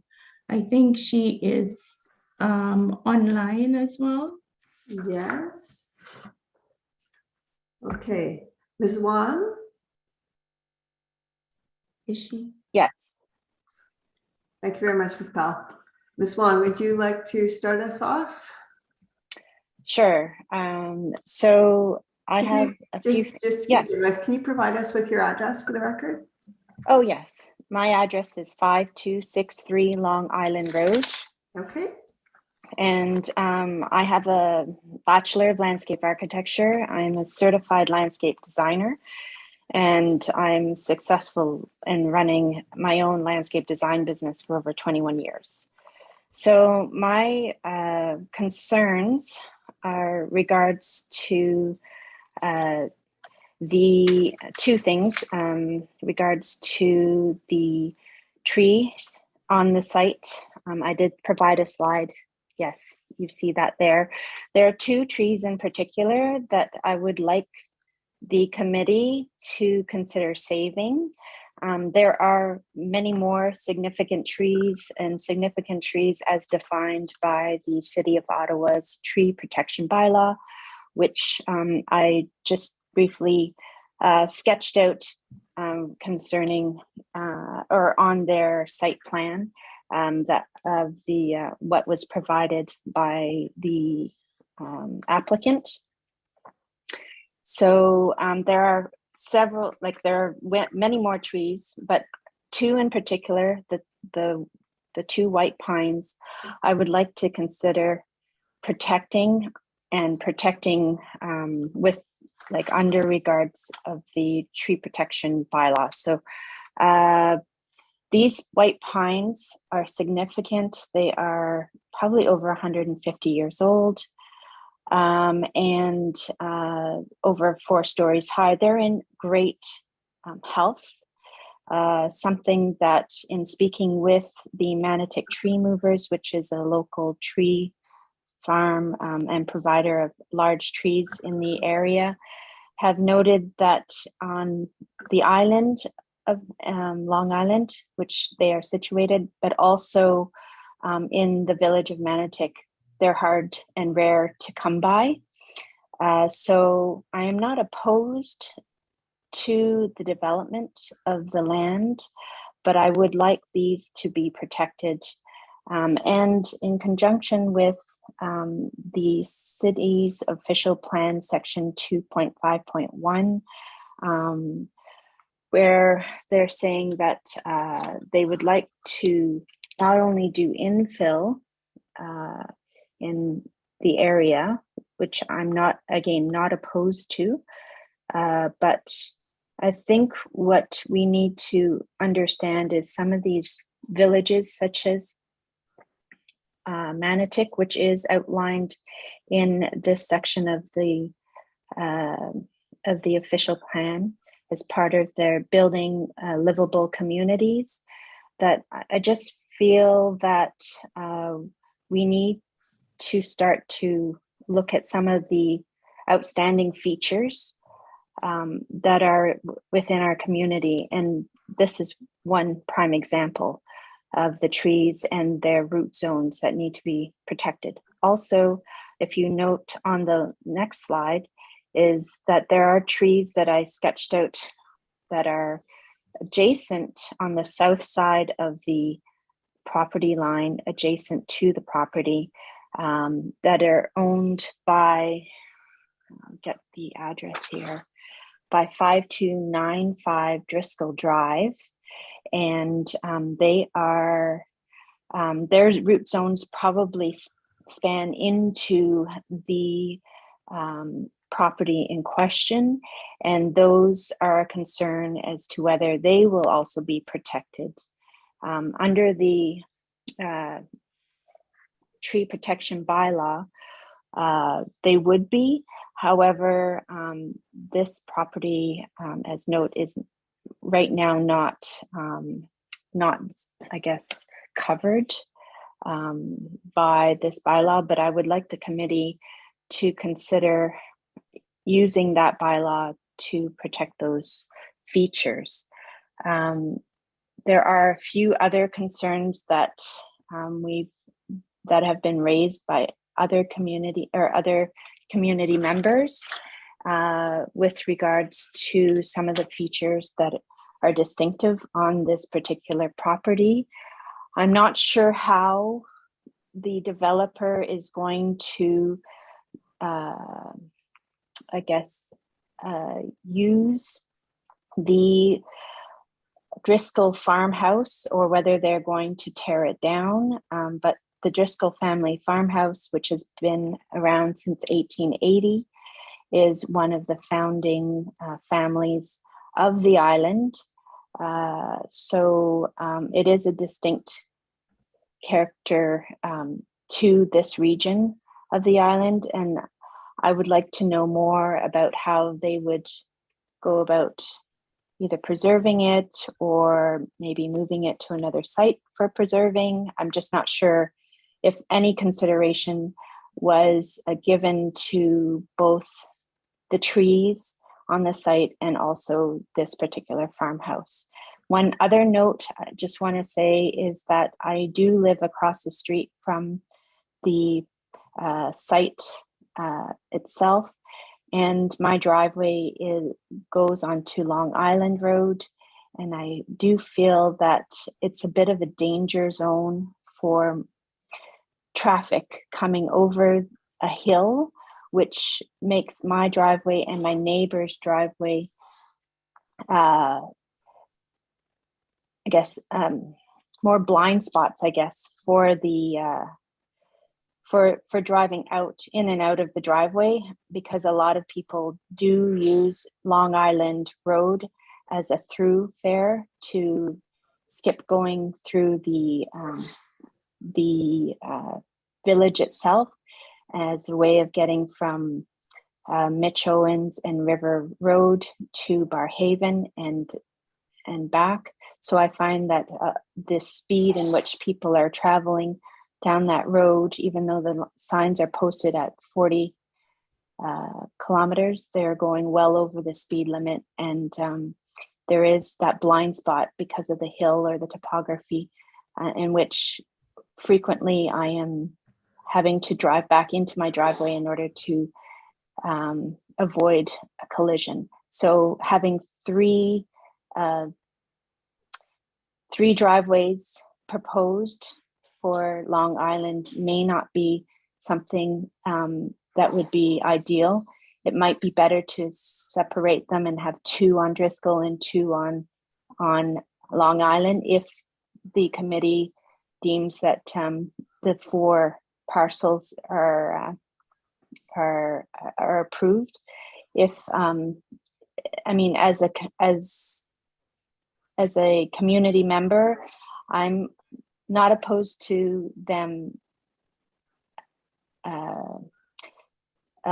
developing the land. And currently I understand that they can develop 3 parcels. So we're okay with the 3. And at this point, I did sign the petitions saying that I was okay with the 3, but not with the 4. Okay, thank you very much. Are there any members of the community who have additional concerns they would like to raise? There's someone with the name Allison.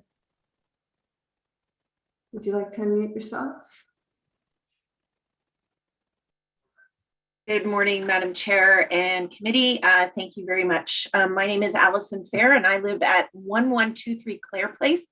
And I thank you for the opportunity to speak this morning. I have been living on Clare Place, which backs onto the property in question since 2009, when the services were added to this area of Long Island. The reason for the move was to provide my 2 young daughters with a home that had space to discover in a well-established neighborhood with trees and property that allowed them to play as kids with their friends. That property is something we cherish, and it includes the land we are here discussing this morning. As I said, my backyard backs onto 5260 Long Island Road, and a property, as Waylon explained, has historic significance in Manotick. The sweet gentleman who lived there until his recent death was the son-in-law of the original family farm that was on Long Island. Bob was loved by everyone in this neighborhood and welcomed us when we moved in. So much so that he has told my girls and all the kids in this neighborhood that his property was theirs to explore. And they did. And that includes the slope that is on the property. Waylon talked about a hill that deals with Long Island and the traffic. That hill continues onto the back of the property where mine is. And we created a ski hill and a toboggan hill for those kids during the winter. Now, the reason why I tell you that is not to go down memory lane, but to give you context into the property in question. When I purchased the home and got to know Bob, I always knew that this was going to happen, but not to the point where 3, let alone 4 new homes would be constructed. My concern with the application in question is the effect that the construction will have on my property. As I mentioned, there is the slope to the property, and because of that slope, each spring in the rear of my backyard, water accumulates to a significant amount. It saturates the backyard and takes most of the spring to drain and dry up. If this application to subdivide the property and change the bylaws that are currently in place is approved, I am worried that the changes to the grading, drainage, and vegetation that helps retain that moisture will lead to an increase in the amount of water in my backyard. The amount that currently is in the backyard is not a huge problem, but we just stay away from it, from that area. But the amount of water actually keeps my sump pump running 24/7 from March to June. I would like assurances from the applicant that any changes to the property will not change the grading, drainage, and the vegetation that prevents an increase in the water in my backyard that sees it every year. If this cannot be assured, I will be sure to challenge every stage of the development. And I was the one who submitted the petition on behalf of 36 signatures who are the neighbors in the area of the property. All of us who signed, including myself, object to the granting of the minor variances proposed by Triform Construction to this property. Thank you, Madam Chair and committee, for your time this morning. Okay, thank you very much. All right. Other information to add? Mr. Richard Peaver.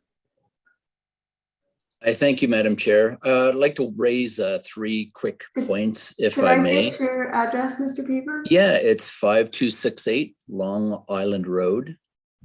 Thank you very much.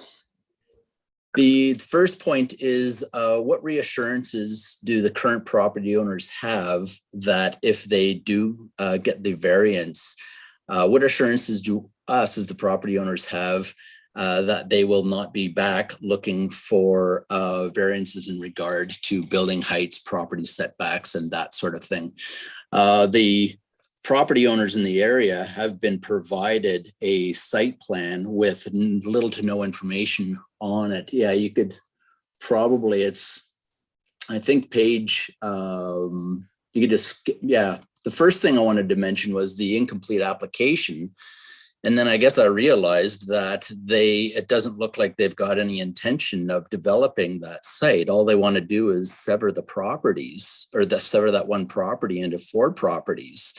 I guess if they wanted. Mr. Peaver, this committee is limited to certain considerations. All we can deal with is the severance itself.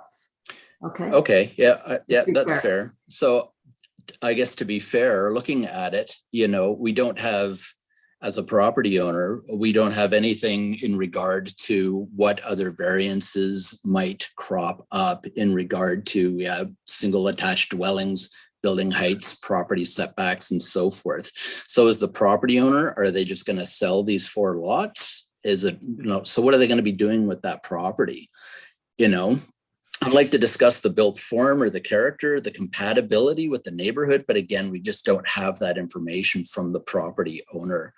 The second thing that I would like to comment on is the minor variance. The applicant is saying that it meets the 4 tests. One of the 4 tests is this a minor variance?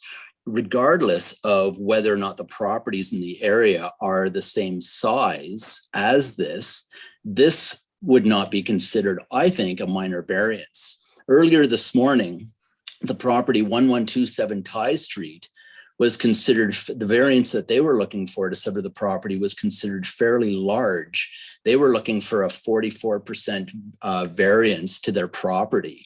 This developer is asking for 32%, 44%, 56%, and 58 or 59% for a variance in the property. Okay, Mr. Beaver, I hear you. Minor under the Planning Act and the test we apply is contextual rather than related to numbers. Just so we see your numbers here. We hear you. Yeah, so that's the 68% right there. Then I think the next slide, if you go to the next one, please.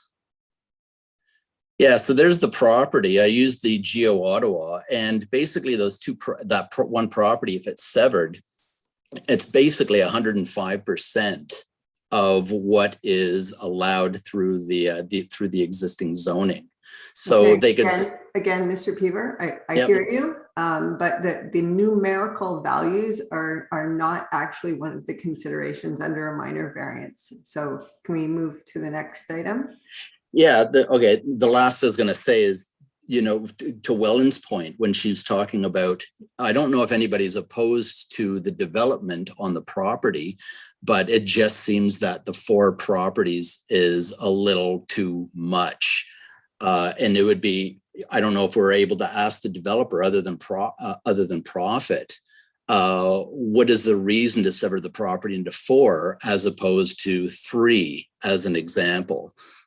The last thing I wanted to mention was the traffic as well. I live at the top of the hill, and as DeWellen said, I'm constantly going back into the driveway, or what I do is I make sure that cars aren't coming in either direction.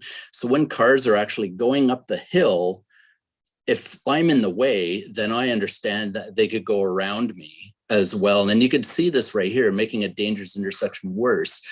I don't know if the city has been told numerous times that people circumvent going through Manotick and they go down Long Island Road. The subject property that we're discussing is on a hill, and I sat out all summer watching cars. Everybody speeds, buses speed, City of Ottawa vehicles speed, everybody speeds along there, and they go over that hill. And to Welland's point, where she lives and the other property owners on that side, that's dangerous. And to have another 3 driveways backing out onto that hill, I'm just worried. Yeah, like there's the view from my property. Looking at the hill, you can't see the subject property because it's on the other side of that hill. So there's already, 3 driveways on that one side, and on the left side, they want to propose 3 more. If you go to the next slide, please, you can see the hill.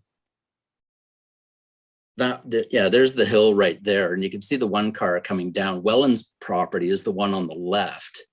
And so that addition to 3, and again, people come down that hill, they don't stop at the 3-way intersection there. It's a mess. And to have 3 more driveways with 3 other additional cars backing out onto that road, I'm just worried that it's an accident waiting to happen. Again, you know, our councillor knows about this, the city knows about this, Ottawa police know about this. Okay, gotcha. Thanks. Yeah, thank you. All right, thank you very much.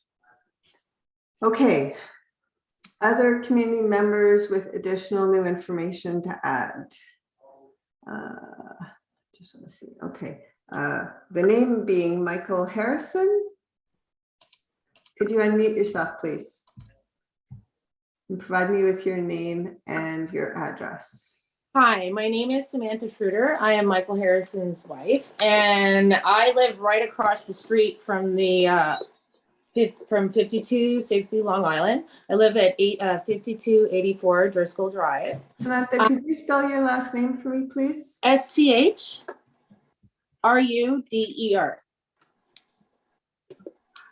Okay, and you said you're at 5260 Long Island? 5284 Driscoll Drive.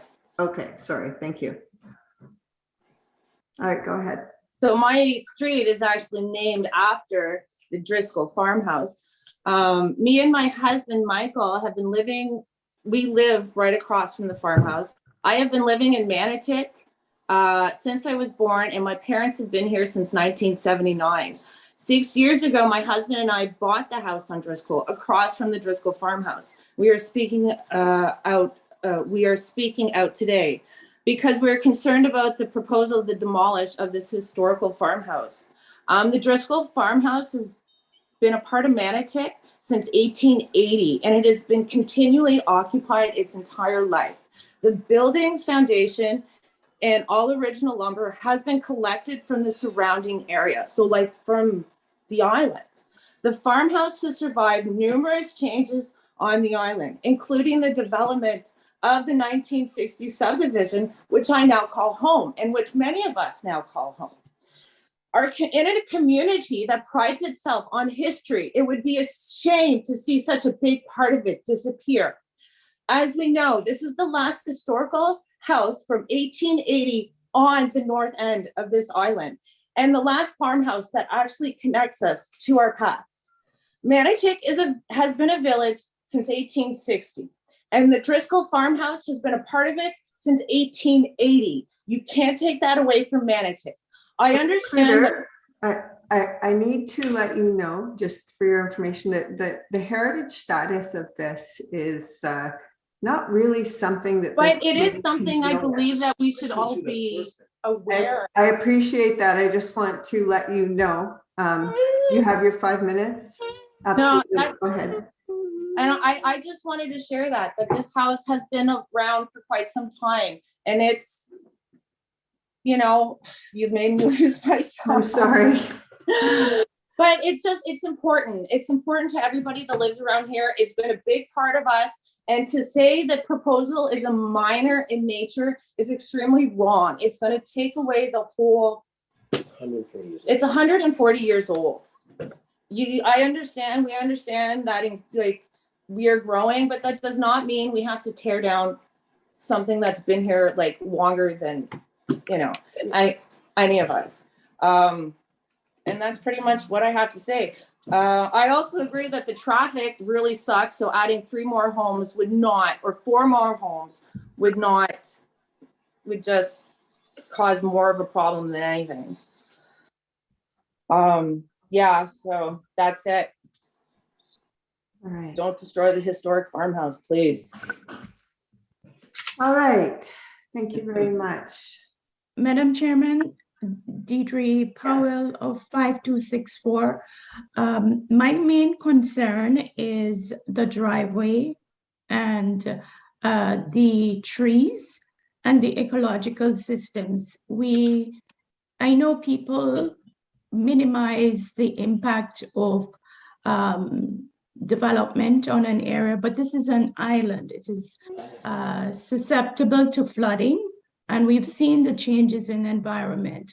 We want to save our trees. We want to save our animals. Our animals here, some people are ignoring it for development, but we treasure our rabbits, our squirrels, or chipmunks. And that particular property has been home for a lot of birds and animals in the areas. And a lot of us move into this area and we never move. I'm a nomad. I've lived in several countries and different places, but I have lived, this is the first place I've lived for over 10 years. So for me, this is home, and this is also home for many people who move here and remain here. We are like family. And so we are respectfully asking that this developer, I know he's not planning to live there himself, so he wouldn't understand and probably doesn't even care. But we want this developer to take into consideration the people who are living here, the root zones of all these trees, and make sure that that is protected. And the land is on a slope, so his building should take into consideration all of that, and the driveways. The city planner said that they have sent out information regarding the driveways and the trees. We would like to know what plans they have to make sure that those two issues are protected. Okay, thank you. I do not see any additional people willing to speak. If there are, oh, I'm sorry, there's one. All right, Glenn. Good morning, Madam Chair. And Hi there. Could you give me your full name and your address, please? certainly. My name is Glenn Condren, C-O-N-D-R-A-N. I live at 5295 Driscoll Drive. I've been here since 1989. I have the longest adjacent property line with the Driscoll property. Myself and Allison, we share, and sorry, Deidre share the boundaries, but I have the longest property line. I share a lot of the concerns that have already been expressed, and I was going to speak to them, but I won't repeat them. But the one concern I do have is that this property is a complete slope and it's on clay. And I'm concerned about the impact of not only 3, but 4 excavations, and the impact that would have, as Alison said, on drainage and on the spring runoff, and what kind of other changes excavations may cause. I appreciated Wallen putting up the diagram that shows the trees that are on our property line. I'm very concerned about the health of those trees. There's also a cedar hedge and a number of shrubs that provide a lot of privacy to my property, and I'm concerned with those. There's also a slope. It's a 3 to 4 foot slope between our properties, right on the property line, and I'm concerned about the impact on that slope.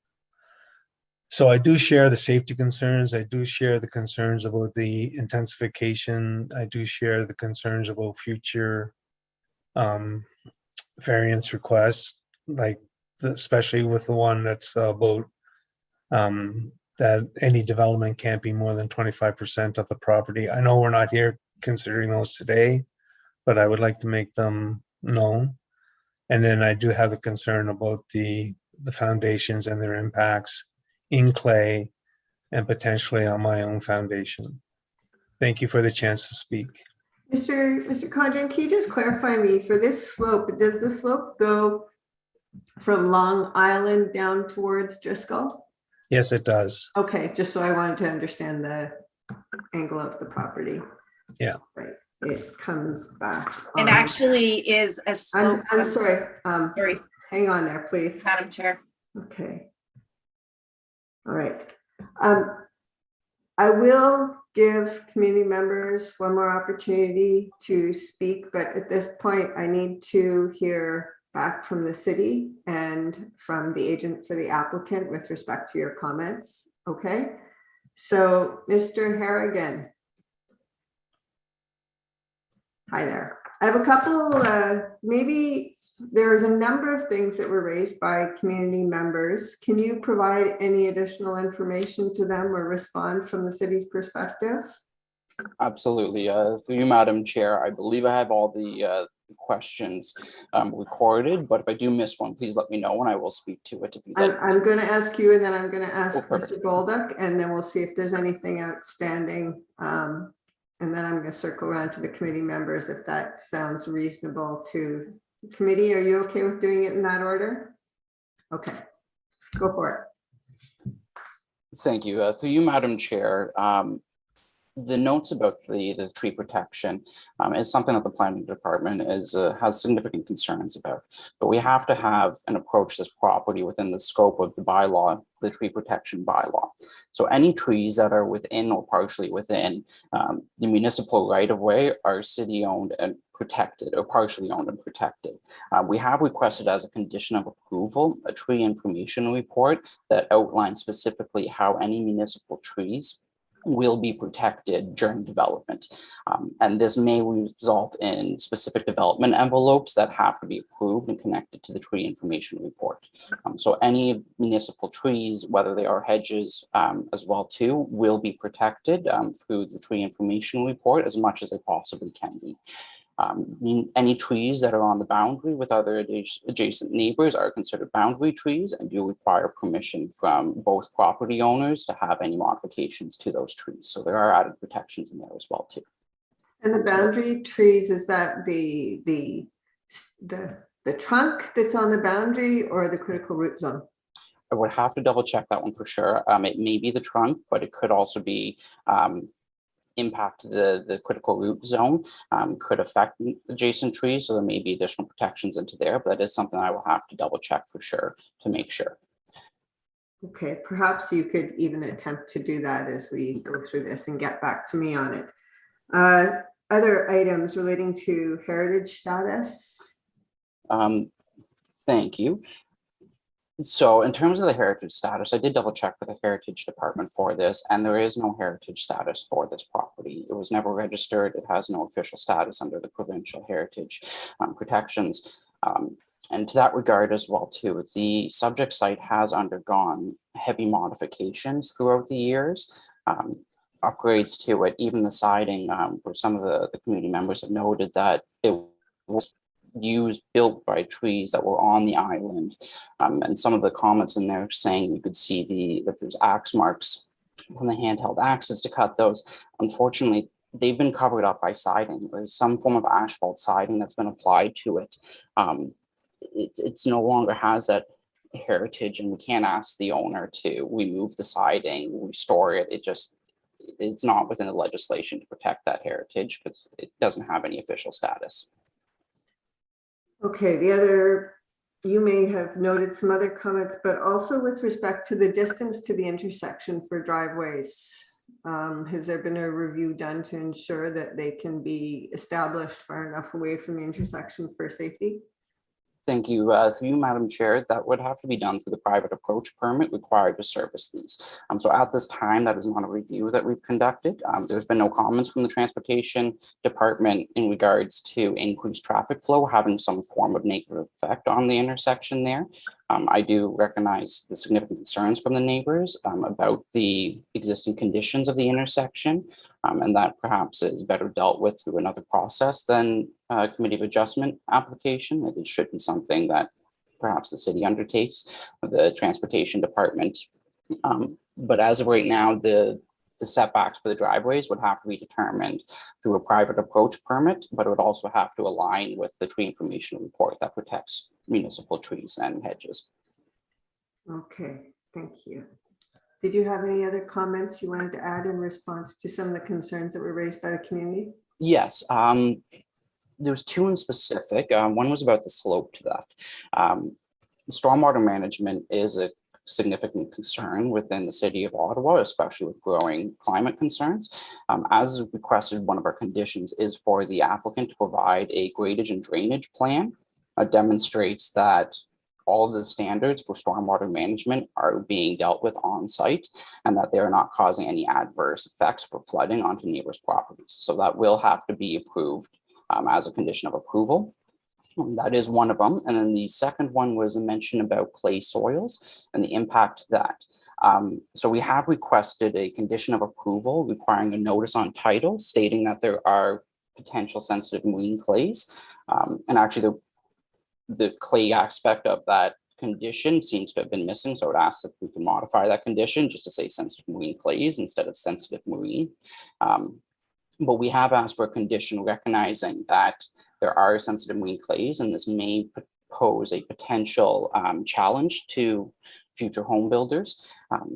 And they may require additional studies. So that's just as a notice on title to help protect that, but also at the building permitting stage, they will have to provide a full geotechnical investigation report that clearly demonstrates that the sensitive marine clays, that you can build foundations on there without causing any adverse effects. Could you back up and clarify, there is one of the conditions that you feel the wording should be changed on? It's a condition number 4 in the paragraph there that says the city has identified that there are potential sensitive marine, it should say sensitive marine clays. It's just missing the word clays. That is okay. Thank you very much. All right, Mr. Baldock. Yes, Madam Chair. I would just like to respond to some of these items. Yeah, I can respond to a few. I would just like to echo Mr. Harrigan's comments with respect to some of those items. So without doubling up, as mentioned, there's a grading and drainage plan that is required as a condition with respect to any topographical or stormwater concerns. Confirming the house has no heritage status as per our conversations. The tree information report is included as condition number 8. And I know there was some discussion about why there's no site plan showing the proposed construction of new buildings. Simply put, those buildings have not yet been designed.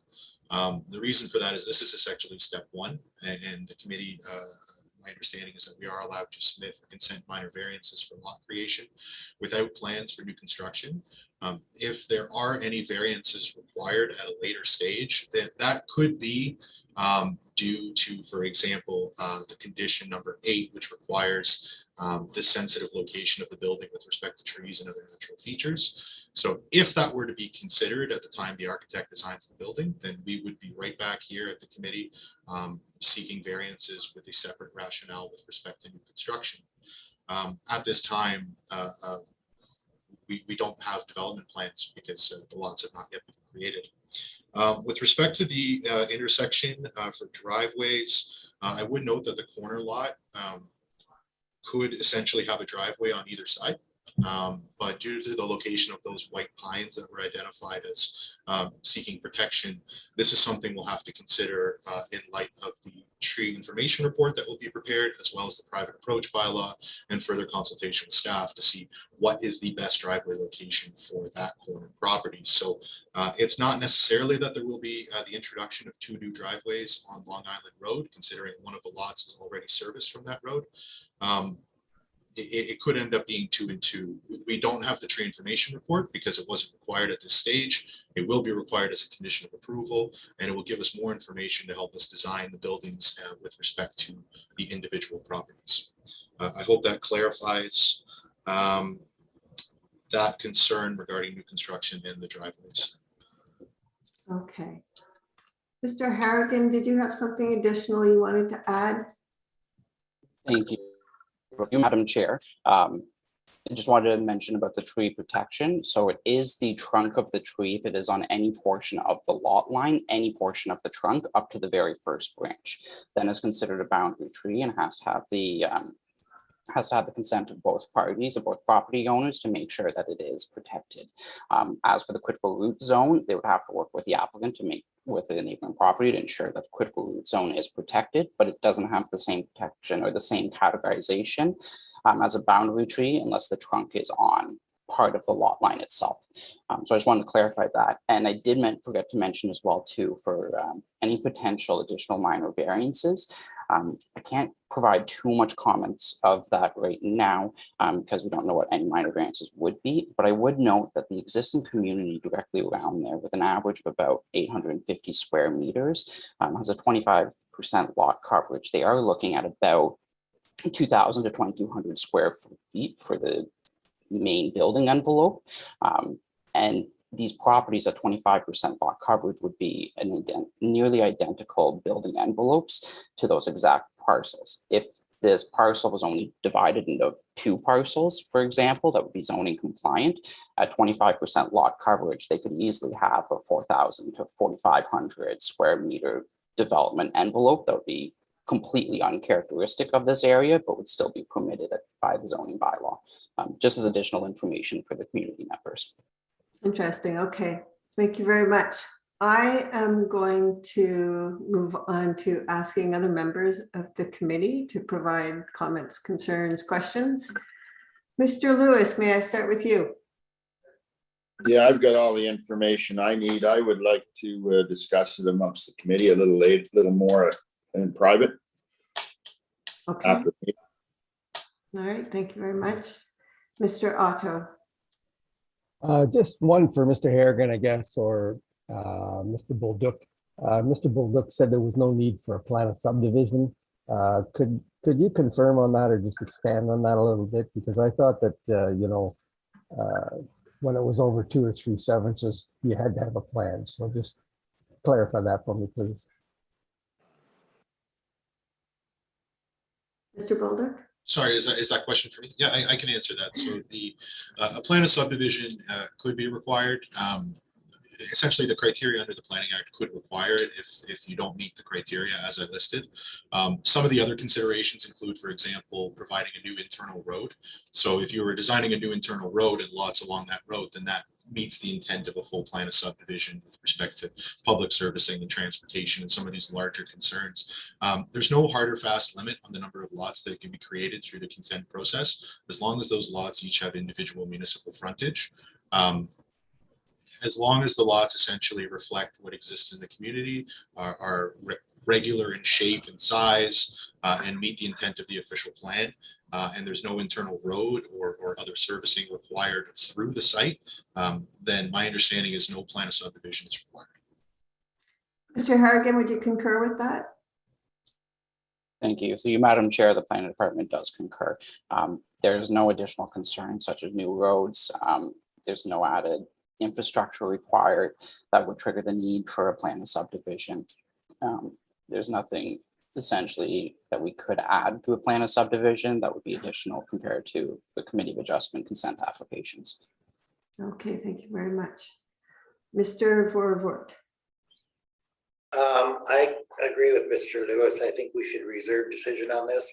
And I think we've heard all the information. Like, I don't see a need to repeat what's already been said. And I think we have all the information we need to make a decision. Okay, I have 3 questions. Mr. Bolduc, did the owner who is applying for these severances, did they have an opportunity to speak to adjacent community members and present them with sort of some information and what they were planning? Through you, Madam Chair, there was no further consultation with the community prior to applying. Truthfully, we didn't anticipate this level of discussion, given that we put a lot of thought and consideration into matching the lot sizes and orientation in the community, checking the secondary plan. And also, I would ask the committee, with respect to discussing with neighbors, when there's no suppose when there's new construction or when there's design considerations, I think that's certainly a little bit more important. For example, if you were designing a new house and you had a window location that looked right into a neighbor's window, then there would be some discussion about moving it. But I wouldn't want to approach the community and ask for discussion and feedback when there doesn't appear to be any material changes that we would make to the site. It seems like that sort of consultation in bad faith. We prefer just to proceed with the planning process as required under the Planning Act and have that discussion here today.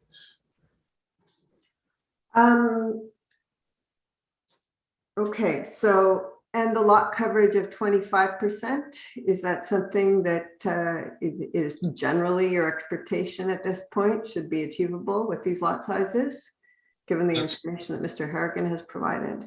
That's correct, Madam Chair. It revealed a footprint in the realm of approximately 2,000 to 2,200 square feet.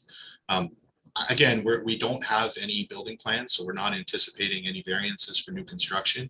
That will depend on the information generated from the servicing reports and the drainage reports and the tree information report, all things that are important to consider for the final design. But the potential square footage of 2,000 to 2,200 is not dissimilar to what exists in the community and meets the 25% lot coverage. So we have no concerns with that. Okay. Do you know offhand if any of the trees that have been discussed are municipal trees or are on the private property? The trees are not identified on the plan of survey because a tree information report was not required. So we did not complete that tree inventory, but that will be completed.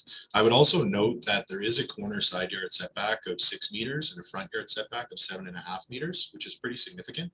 And it's, I would anticipate based on the aerial imagery on Geo Ottawa, which I recognize is not necessarily always accurate and needs to be confirmed through a plan of survey showing the trees, that I believe those white pines along Driscoll would be located within that corner side yard setback. And so they would effectively be protected from new construction. Again, I am not an arborist or a landscape architect. I will not speak to their health. But I would say that they appear to be protected alone just based on the required setback of the V1G zone. Okay. All right.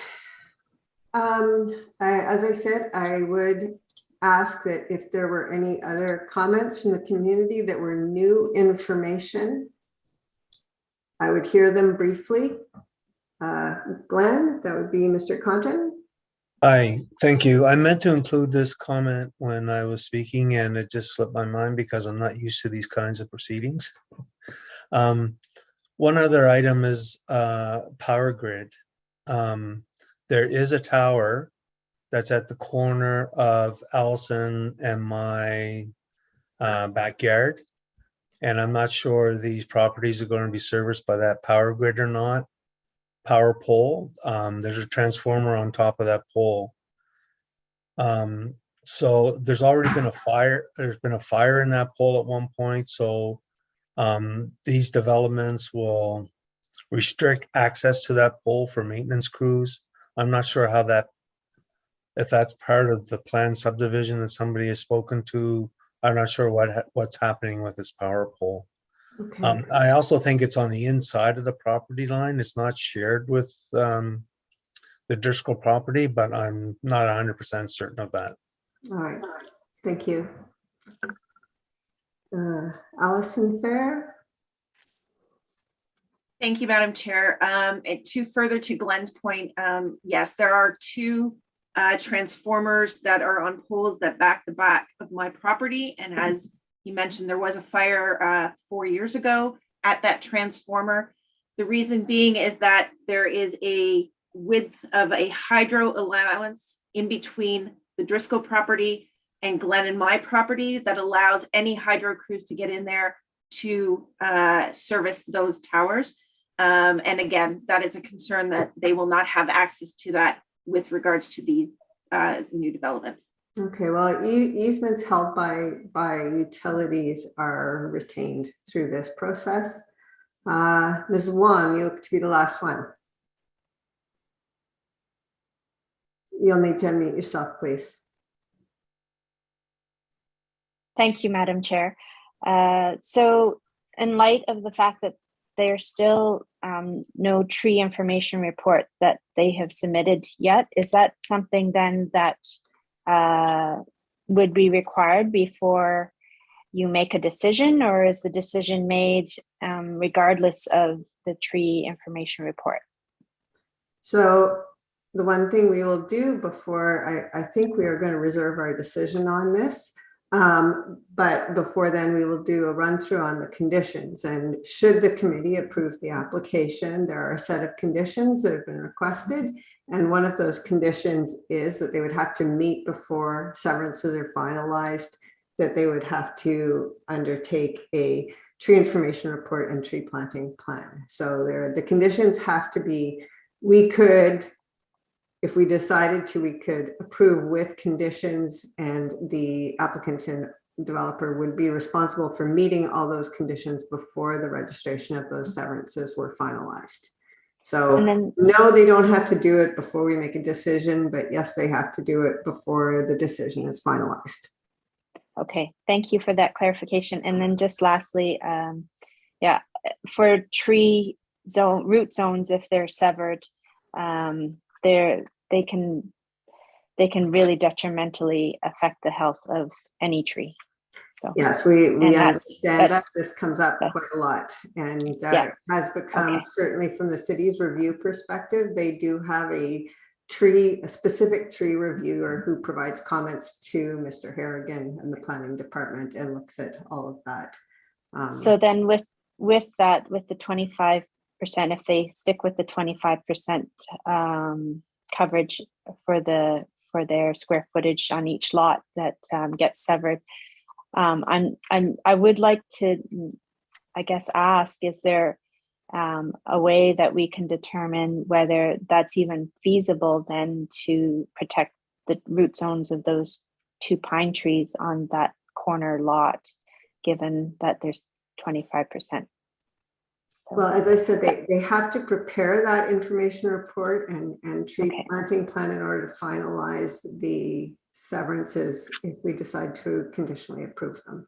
So okay, and I just would like to read the design priority areas from the official plan, section 2.5.1. It says, in design priority areas, all public projects, private developments, and community partnerships within and adjacent to the public realm will be reviewed for their contribution to the enhanced pedestrian environment and the response to the distinct character and unique opportunities of that area. And that is just what I think summarizes our community in developing this land, that we hope that the applicant takes that and considers that as high priority. Thank you.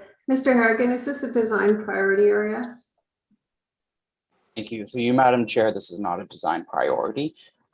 And you did mention something too that I wanted to mention for the members of the community. Part of the tree information report, the condition for that is additional tree planting as well too. So they will have to provide 1 additional tree on each lot. So 4 new trees that will be along the streetscape to enhance the pedestrian appeal and the streetscape character for that. So it's something that I missed that I would like to just mention for the record as well too. Okay. Thank you. And I really have to move this along at this point. So we don't normally go through these in too much detail, but since there's such an interest from the community, my first question is, Mr. Bolduc, have you seen all the conditions that City of Ottawa Planning has asked for on your application? I have, Madam Chair, and I've reviewed them with with the owner, my clients, and we have no concerns. We recognize that the conditions address several of the issues that were raised, and we are prepared to gather that information and should this receive approval, proceed with new development on the basis of the recommendation of those plans.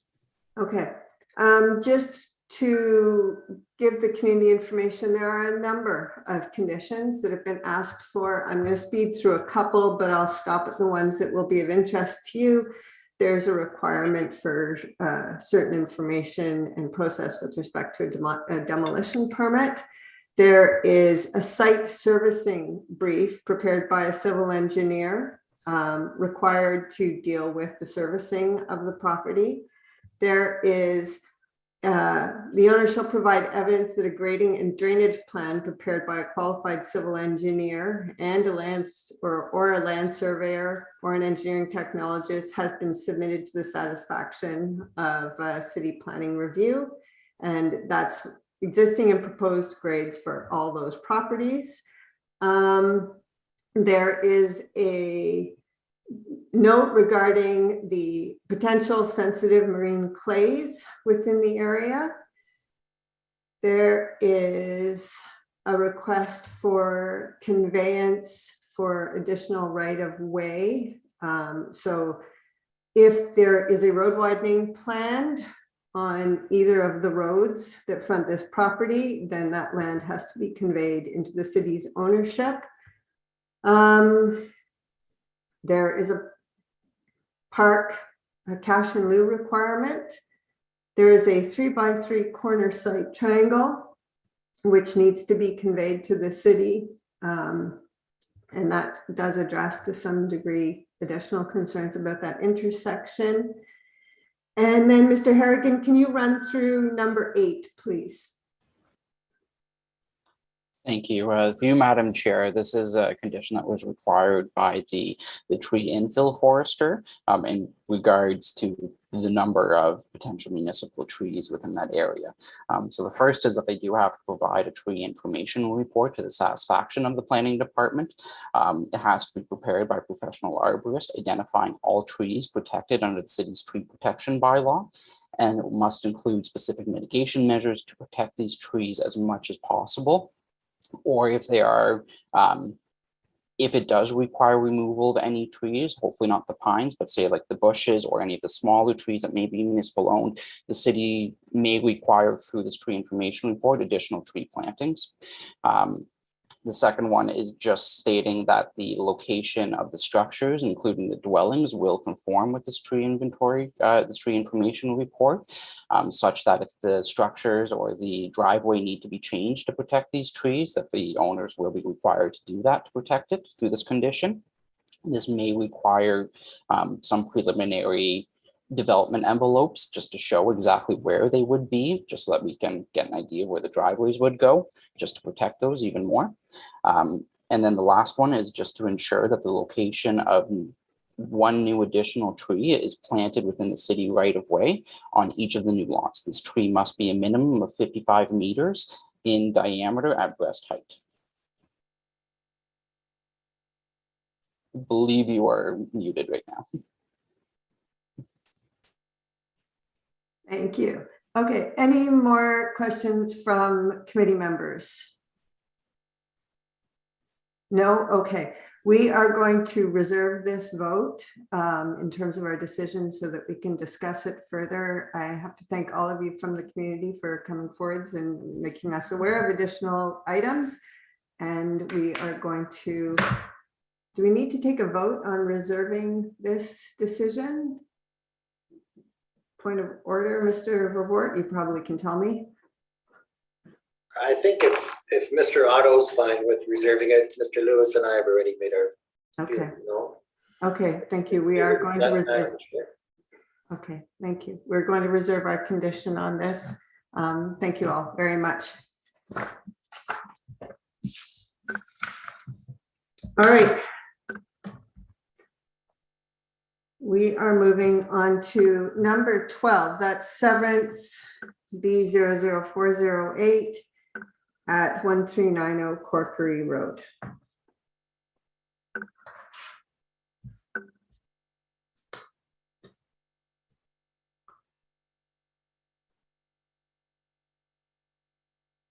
So I would be expecting to hear from. Good morning, it's Tammy. Okay. Hi there. I'm just trying to get my camera going.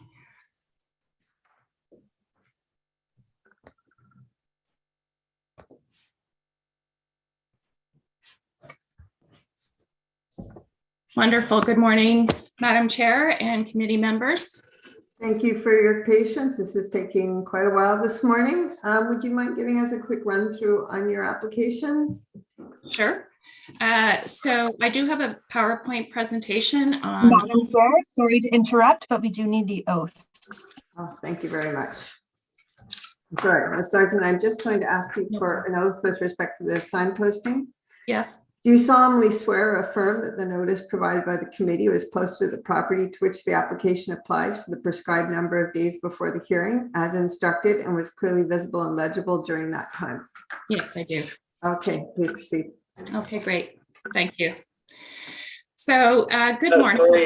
Sorry to interrupt, Madam Chair. I think there's some amendments to this application. Wow, it's a good thing you're keeping track of me today. All right, so we have the severed land shown as a sketch filed on the application will have a frontage of 56.9 meters on Corkery Road and a depth of approximately 202.2 meters. The retained land will have a frontage of 94.92 meters on Corkery Road and to an irregular depth of 705.6 meters. Correct. Got that correct? Okay, does the lot area on the severed portion stay at 0.8 hectares? Yes. All right. Now, that's done on a geo map, and as discussed with the city planner, that when it's actually surveyed, it might there might be a tiny adjustment to it. Okay, thank you. Please proceed. Okay, great. So I am the owner of 1390 Corkery Road with my husband, and if maybe we could go to the next slide first. So we're applying to sever a 0.8 hectare lot from our 26.4 acre lot that we have here in Corkery. We've been residents here for just over 17 years.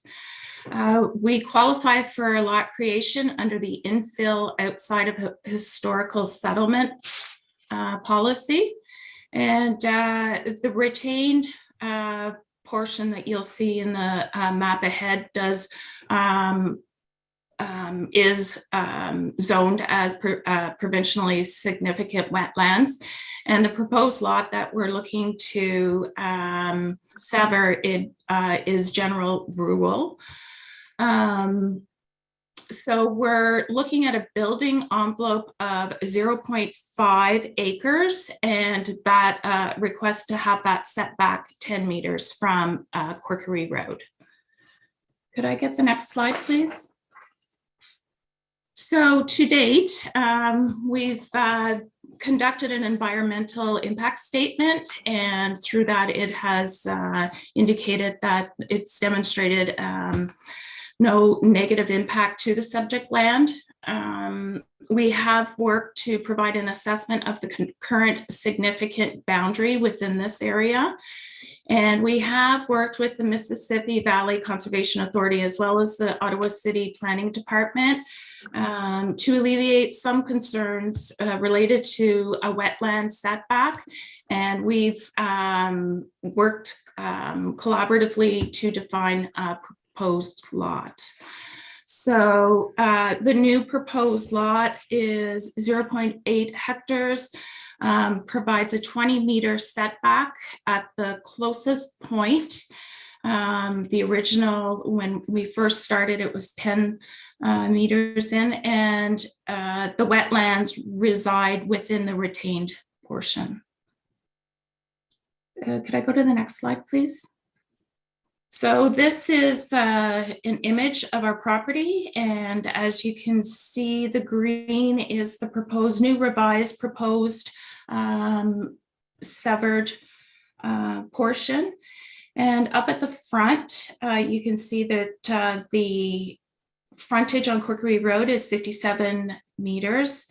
On both sides, it's 102 and 101 meters, and at the back of the lot, it's 23 meters. And it is somewhat of a irregular lot to work to accommodate that 20-meter setback, as you can see from the new significant wetland identified. The Next slide just provides you with a little more in-depth view of the lot and the 20 meters that we have accommodated. I think working with the ministry as well as the planning department, I think the ministry is satisfied with the newer proposal. And I have reviewed the conditions provided by the planning department, and we do accept and would like to work to accommodate those. I don't have. Thank you. All right. Ms. Ogden with the Conservation Partners. Thank you, Madam Chair. The Conservation Authority has reviewed the proposed application and the environmental impact study provided with the application. We note the property does contain portions of the Corkery Creek provincially significant wetland. And as such, we have worked with the applicant as identified to revise the proposed severed lot. We note that through the environmental impact study, the boundary limits of the provincially significant wetland have been revised. So that is a comment that will have to be further addressed with the Ministry of Northern Development, Mines, Natural Resources and Forestry, as they are the keepers of the boundaries of provincially significant wetlands. To that effect, the proposed severed lot at its closest point will be 20 meters from the revised boundary of the provincially significant wetland, with the majority of the proposed lot greater than 30 meters from the significant wetland. The identified building envelope is also beyond the 30-meter setback from the provincially significant wetland. And as such, the Conservation Authority does not object to the proposed application as revised to increase the setback to the wetland. Okay, thank you. Mr. Gordon. Madam Chair, as noted in staff's report, we have minor concerns with the revised application. That is just to note that was included because of the reduction in the 30-meter setback for the lot line. But we do appreciate that the applicant has worked with us to significantly improve that setback. As well, we note that the building envelope is a significant distance away from those wetlands, and that we have included a condition that the ministry will review the proposal. So we are satisfied with the proposal in front of us. Thank you. Comments from committee members. Mr. Otto? Oh, I'm fine, thank you. All right, Mr. Lewis? No concerns with this application. And Mr. Vervoort? No concerns as long as the applicant is fine with the proposed conditions. Yeah, and I believe she has indicated she is. So I think we'll just go straight to decision. All right, those in favor of granting this consent with the noted conditions, thank you very much. Your application is granted. Wonderful. Thank you so much. All right, have a good day. You too. All right. We have item number 13, 1498 Stittsville Main Street with the agent is Mr. Ziegler. And I have three of the owners listed here as well. I believe this was the adjournment request, but Mr. Ziegler wasn't previously. That's correct. So we can discuss that first. So that's number 13, minor variance 308 at 1498 Stittsville, Maine. Do we have Mr. Ziegler available? I see a Mark Jenks. Yes. Yes. Yes. This is with Ewald Ziegler. You are with Mr. Ziegler? Yes. Yeah, we are here together to address this committee. All right. So we have a request for an adjournment on this application. From the planning department, they feel that it is premature because you have not submitted an application for site plan control yet. So just to be clear, what that means is if a decision is made on your minor variance, if we decide to hear it today, the decision's made and you go through site plan control and you need other minor variances or need to differ from this one, it's a little bit of extra effort and money that will, it won't change. You'll have to go through this again. Well, we originally spoke with the planning department when the property was first attained over a year ago.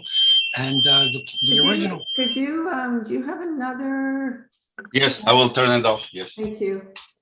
Yeah, we originally spoke with the planning department over a year ago when the property was first attained to convert the existing barn into a distillery project. And at that point, there was no problem with the application for the development. The city and the community association, the business association, everybody was in support of this project, turning the existing old vacant barn into a distillery. We've gone through a number of iterations with the planning department, and originally there was no requirement for site plan control application to be submitted. And so we proceeded with our building permit application, which included civil engineering drawings, which outlined water management, stormwater management, grading, all of the city servicing briefs were prepared by a civil engineer. We went ahead and we made the application for the building permit. It's at this late stage in the game that the city planning department came back and said that a site plan application was required, where originally they said it wasn't. We spent a lot of time producing plans and documents in support of this.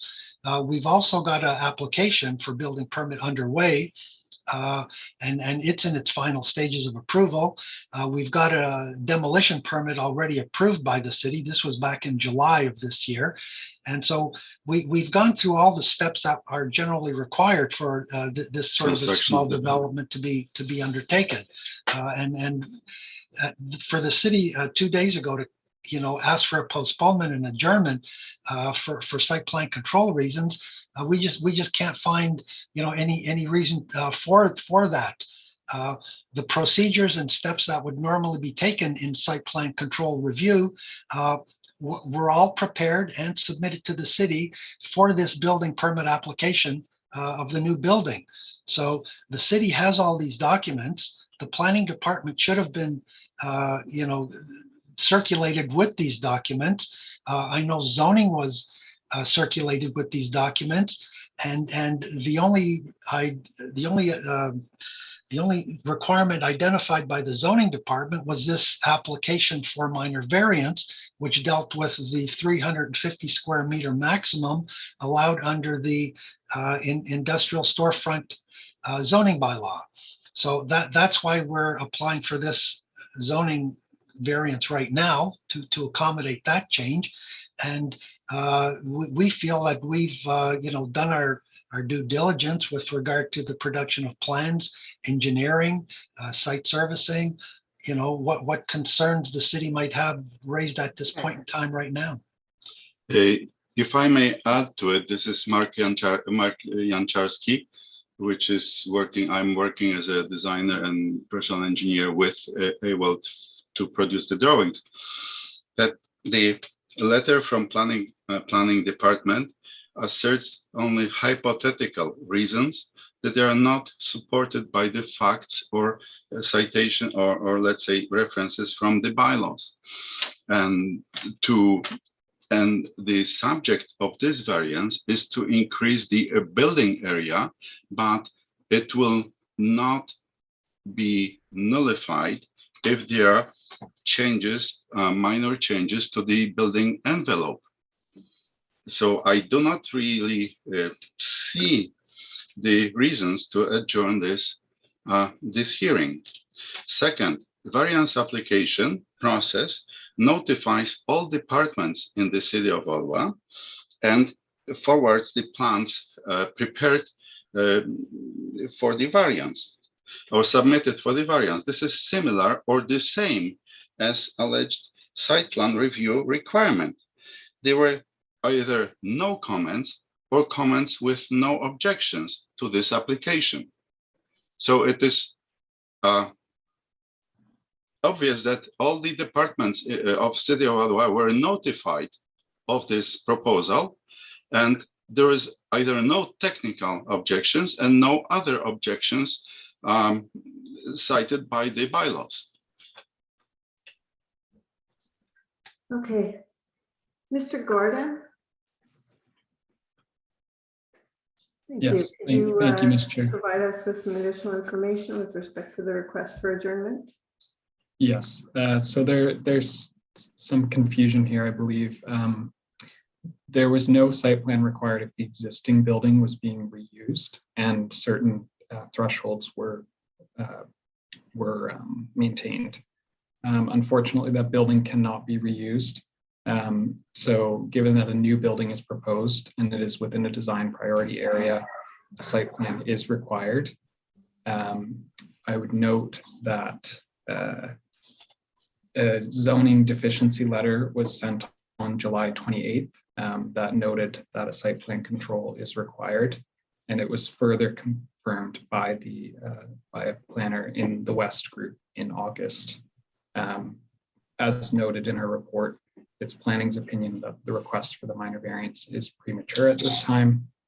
However, we don't object to the minor variance. So if the committee so chooses to proceed with the variance, planning has no objection to that. We just note that, as you clarified at the beginning, that will not, if another minor variance is required, or if that the minor variance before us were to be modified, then the applicant will need to come back to this committee. Okay. So, to be clear to the applicant, the committee cannot relieve you of the requirement to go through site plan control through going through this process. You must go through site plan control. It's a city bylaw, and it applies to your property and your development as confirmed by Mr. Gordon. I can ask the committee if they would like to hear this or not, but I would ask you to seriously consider whether you want to proceed at this time. Site plan control takes a while. This is one process, and while this minor variance may suit you, you may require others in which you would be best to adjourn this sine die and revise your minor variance application to reflect any additional changes you might desire once you go through site plan control. The circulation also differs between a minor variance application and a site plan control in terms of which agencies review it for what reasons. So I guess I'm asking you, do you still want to proceed? And if so, I will ask the committee for a vote on that. Well, we would like to proceed with this minor variance. We don't anticipate that there's going to be any other variances required. The footprint of our building is considerably less than 350 square meters, and that's because we've designed a two-story building. The overall square meters, the overall square meters of the building is larger than the 350, and so our building height is 2 stories, which is under what the height restriction is as well. We anticipate that there can be no further variances required. And so if this variance is approved, we can prepare the plans for a submission for site plan control. If required. As you require it. As I said, all of the engineering that has been prepared to date is consistent with what would be required to be submitted for site plan control application. So within the next few weeks, if it's going to be necessary, it can be done. One more additional comment. I had the exchange of emails with Mr. Gordon, in regards that there is no support from the bylaw sections if this site plan review is required. There is additional section 6 that if the building is replacing existing building that has been deteriorated due to the natural hazards, the site plan control may not be required. Please note that the property has been already developed with the parking lot at the back and the frontage of the building exposed to the street. This is not changing. Hey, sir, we can't decide on whether you go Yes, like I understand. or not. That is entirely with the planning department and the city's bylaws. Yes. So I'm just going to ask our committee members, Mr. Lewis. Yeah, I support the application as it is. I for the variance, I've read through it, because if we adjourn it, the earliest they're going to be able to come back is at least in February. And I think these people want to get rocking and rolling with the project. I support the minor variances that's as it's proposed. Thank you. Mr. Otto, do you have comments with respect to the adjournment? I support the way. Go ahead. I support the way it's presented. Like Mr. Lewis, I think we got to get on with this one. And if they're willing to go with site plan after we approve the minor variance, that's up to them. So I'm willing to do it. Okay, Mr. Vervoort. Well, the applicant wishes to proceed, so it's always the applicant's choice. And Mr. Gordon indicated he didn't have an objection to us dealing with the minor variance today. And it may be the only one that's required, and the applicant is willing to take that chance. So I'm in favor of proceeding with the hearing of the application. I think we've pretty much heard the whole thing. And Mr. Gordon indicates there aren't any concerns. So I don't see any problems with it, but if we want more details, I'm fine with that too. Okay, well, first I'm going to take a signposting oath. We're going to proceed. We'll do it right away. Which one of you, in terms of agent or applicants, can take the oath with respect to the posting? I will take the oath. Okay. Do you solemnly swear or affirm that the notice provided by the committee was posted at the property to which the application applies for the prescribed number of days before the hearing as instructed and was clearly visible and legible during that time? I swear. Okay. Mr. Gordon, do you have anything else you'd like to add to this at this time? No, thank you, Madam Chair. Okay, I actually realized we didn't go through a summary of the application, but it seems to me that we have pretty much summarized the application. I should ask Mr. Ziegler, do you have any information you want to present to us with respect to your application to increase the gross floor area? No, we have no further information to present. Okay, super. I'll keep going then. Conservation Authority had no particular concerns. And Mr. Vervoort, do you have any questions, comments with respect to the application? Sorry, no, I think it's pretty straightforward. It's just the one variance that's required. Okay, I think any other issues will be dealt with through the building permit or the site plan process as the case might be.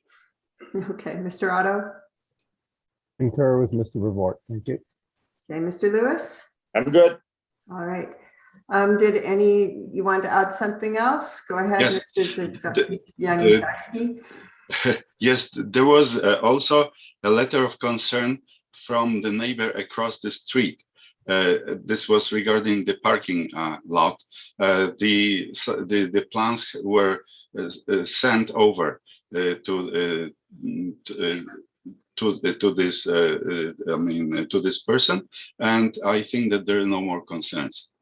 Okay, that's good to know. Thank you for being proactive about that. It would actually be addressed through site plan control as well. All right, we will take a vote on this application. Those for approving this minor variance application. Okay.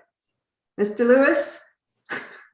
All right, the minor variance application is approved. Thank you very much.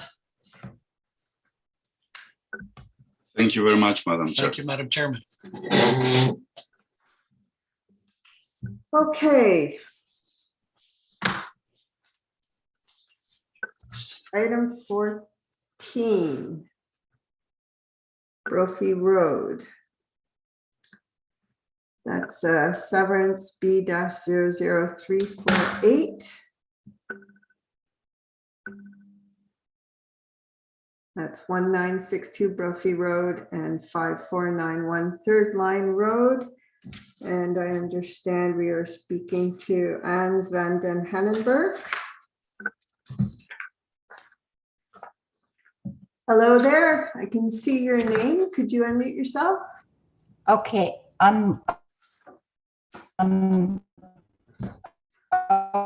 Okay. Can you hear me? I can. Thank you. Can you hear me? Your audio is a little bit funny, but we'll see how we do. I need to ask you to take an oath with respect to the signposting. Okay. Okay. I did. I'm going to read you the oath and you can declare yourself. Do you solemnly swear or affirm that the notice provided by the committee was posted at the property to which the application applies for the prescribed number of days before the hearing as instructed and was clearly visible and legible during that time? I swear. Thank you very much. Do you want to give us a summary of your application? We own a lot on the Third Line Road and would like to relocate that lot, swap it with part of 1962 Brophy Road. We are in the farming business and we would like the grandkids to farm with us, and we would merge one property with Brophy Road Farm so that in the end there is no extra lot, there is no farmland wasted. We plan on continuing to farm the corner, and we just there is no difference between the corner lot and the lot that we would merge with 1962 Brophy Road. You do have a PowerPoint there where it shows which is the retained land and which is the separate, the severance land that we are proposing. And the city makes comments about the minimum distance separation and the soil and the water conditions. We do agree with all their conditions. We are willing to do all of them. The minimum distance separation, the existing lot that we like to merge with the farm is closer to any farming operation than the proposed corner lot that we would like to sever. So basically, yes, there is 3/4 of an acre more with the corner lot that would be severed than what we are merging with the property, but it makes more sense for us as a small farmer to operate that corner lot versus the other one. Not only that, the farmer in the back would have access from Third Line Road onto the farmland 1962 Brophy. Right now, they only have access from Brophy Road. Okay. Great. All right. Thank you very much. You can. Oh, go ahead. So here it shows the plan where the lot will be merged with the farmland. And at the corner on the left-hand side of your screen, you will see the lot that we propose to sever. Okay, we do understand the application.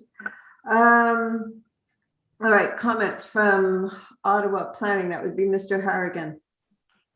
Thank you. Through you, Madam Chair, this lot is designated agricultural resource area. Under the provincial policy statement, we are required to protect agricultural land for the long-term use. And This does include preventing fragmentation of farmland. In cooperation with the provincial policy statement, the official plan has very restrictive policies on lot creation. There's only 3 possible scenarios for lot creation right now. One of them is a surplus farmhouse dwelling severance, which this does not apply. One of them is the creation of a new farm holding, which this does not apply because it doesn't meet the minimum lot size requirement. And the third one is the creation of a lot for agricultural related commercial and industrial uses, small scale, on land that is not viable farmland, which this does not apply to either. This does not meet any of our policy requirements for lot creation. We do view this as fragmentation of prime agricultural farmland and in direct conflict with the provincial policy statement and the official plan. The department's position is that this is lot creation. We understand that the net number of lots is not changing because they're proposing to merge one on title. We still classify it as lot line adjustment as demonstrated by our conditions for the hydrogeological report, the minimum distance separation, and so forth. Hypothetically, even if we were to approach this as a lot line adjustment and just saying that it is moving over, there are very restrictive scenarios in the agricultural land. It really is only for legal or technical purposes. This is not a legal or technical purpose. This is increasing a lot size by a full hectare, which is loss of farmland. It is fragmentation of farmland, which is not supported. There is no legal area. The farmers can, as shown by aerial imagery, they are farming both parcels right now actively. From a farming standpoint, there is no technical reason or legal reason why you would need to move these lots. The comment about the minimum distance separation, it may be slightly bigger setback, but it still needs to adhere to the minimum distance separation. This is a provincial requirement that we must adhere to.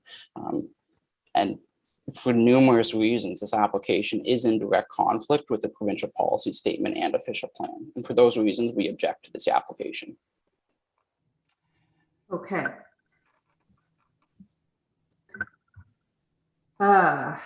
Conservation Partners, I see, is not here. Okay. Committee, Mr. Otto. I will defer to my other 2 people on this. I'm ready to take a vote on it. Thank you. Okay, Mr. Lewis. I understand where Mr. Harrigan's coming from. Rules are rules, et cetera, and he has to follow the rules. I also understand the rules don't always make sense with what's on the ground. That's why we're here. And I don't have a problem with this. It seems to make a little more sense. The lots in the corner and you're not gaining a lot, you're just changing a lot. And access one thing or another, it's probably better to have I heard farm machinery going off in Third Line Road as opposed to Brophy Road. If it can be made technically work, I support the application. I'm just not sure how it works technically, but I support the idea in principle. Thank you. Okay. Thank you. Mr. Vervoort. I just had a question. If we were to consider approving this, for merging the existing lot into the farmland behind, can that be done if it's subject to an existing consent already? Or would it have to be rezoned, or is there any zoning issue? I think it's all AG, right? So, Mr. Harrigan? That is correct. They are all AG land. We would require them merge on title, just to ensure that there is no lot additional creation. But again, that is an unusual condition and one that is not normally there because this is lot creation and it is in direct conflict with the provincial policy statement. There is no necessary need to move this lot over and to increase it by a full hectare in size, which is fragmentation of prime agricultural farmland. The corner lot does have access off of Brophy Drive already. Both lots do. Off of Third Line Drive. So the issue with accessing the lot isn't. They both have access to Third Line Road. okay. And I just had a question for the applicant, for Mrs. Vanden Hennenberg. Why do you want to do this exactly? It wasn't, I just sort of missed that. It wasn't very clear exactly as to why this needs to be, or you want to do this. The lot that we like to merge is close to two farmers, not active farmers, but the lot at the corner. We own a small lot in between the corner and the next house. So by merging the two properties, or by severing that corner lot, we would get two lots closer together next.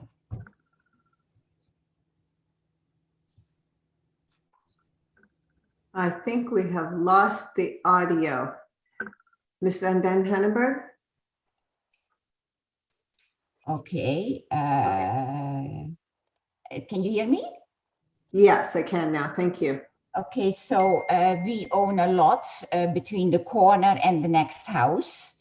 It's a smaller lot, but by getting the corner lot with that small lot that we own already, we can farm that piece better, small farming, than having a small lot there where we cannot do anything with, and then the other lot that we like to merge, which wasn't being farmed. We made it farmland 2 years ago when we bought the property.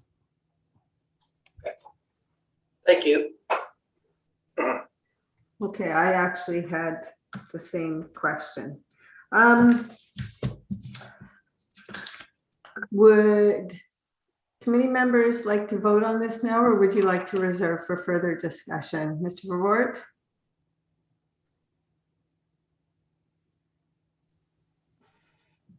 Sorry, I wouldn't mind adding it to our list. Reserve list?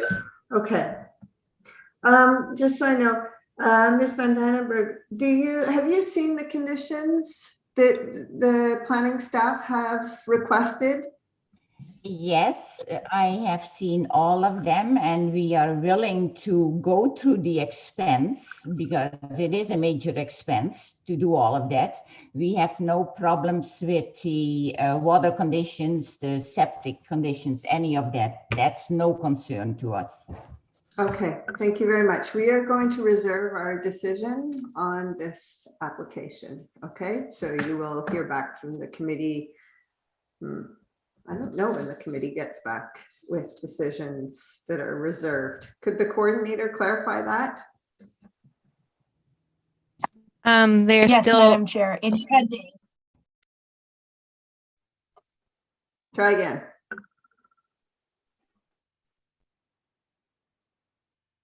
Coordinator, could you let us go ahead? In 10 days, Madam Chair. So next Friday, December 17th is when the decision will be issued. Okay, thank you very much. Thank you. Okay, I think I'm setting a record for the longest hearing. Are there any members who need a brief environmental break? Or are we good to keep going? No Good. hands up. Okay, let's keep going. All right, the next one is number 15, 60 Defense Street. Minor variance A00372.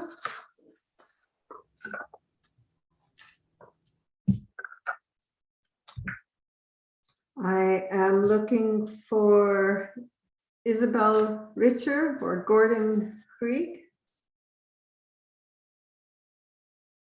Hi there, could you unmute yourself?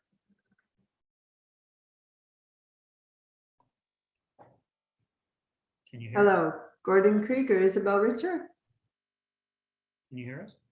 I can, you're a little bit quiet. Okay.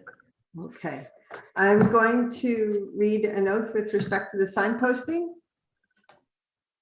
Okay? yes. All right. Do you solemnly swear or affirm that the notice provided by the committee was posted at the property to which the application applies for the prescribed number of days before the hearing as instructed and was clearly visible and legible during that time?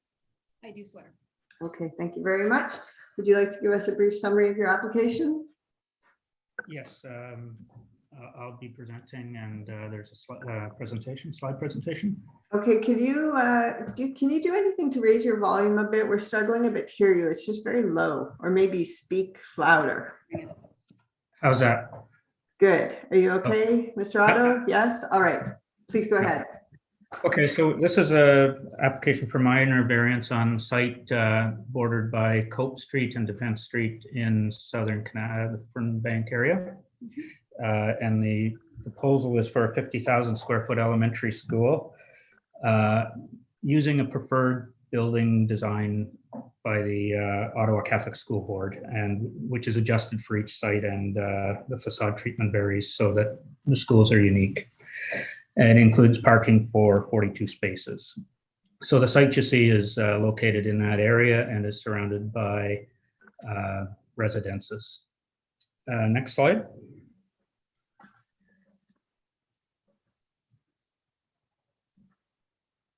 So the site plan is part of, so the development is part of the, was designated for residential school in the subdivision plan. And the site layout is as shown, with Cope to the top of the sheet and Defense to the right. The school is orientated to Defense Street, which is the corner yard, exterior corner yard. So there is potential expansion, but it would be to the rear of the school. And there's a bus lay-by on Defense Street near the front entrance of the school. And then there is a, parents would drop off on Cope Street and in the parking lot shown to the bottom of the plan. Next slide, please.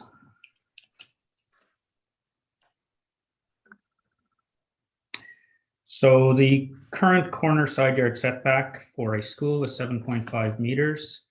And the request is to reduce the corner side yard along Defense Street to 4.6 meters to allow the administration portion of the building, which is where the red sort of portion of the building is shaded on this plan, to allow it to be closer to the street. The area that encroaches is very small compared to the size of the school and the property. And the length of the encroached area is 23% of the length of the building along Defense Street. The remainder of the school should be noted. So the original setback line is the blue line and the request is the green line along the street. And as you can see, the school portion that isn't encroaching is actually at least 3 meters back from the required setback. So based on that, we consider the variance to be minor. Next slide, please. So this is an image of the school, and the sort of high area in sort of just to the right of center is the administration block that would encroach, and it is designed to be a focal point along the school to break up the that elevation along Defense Street.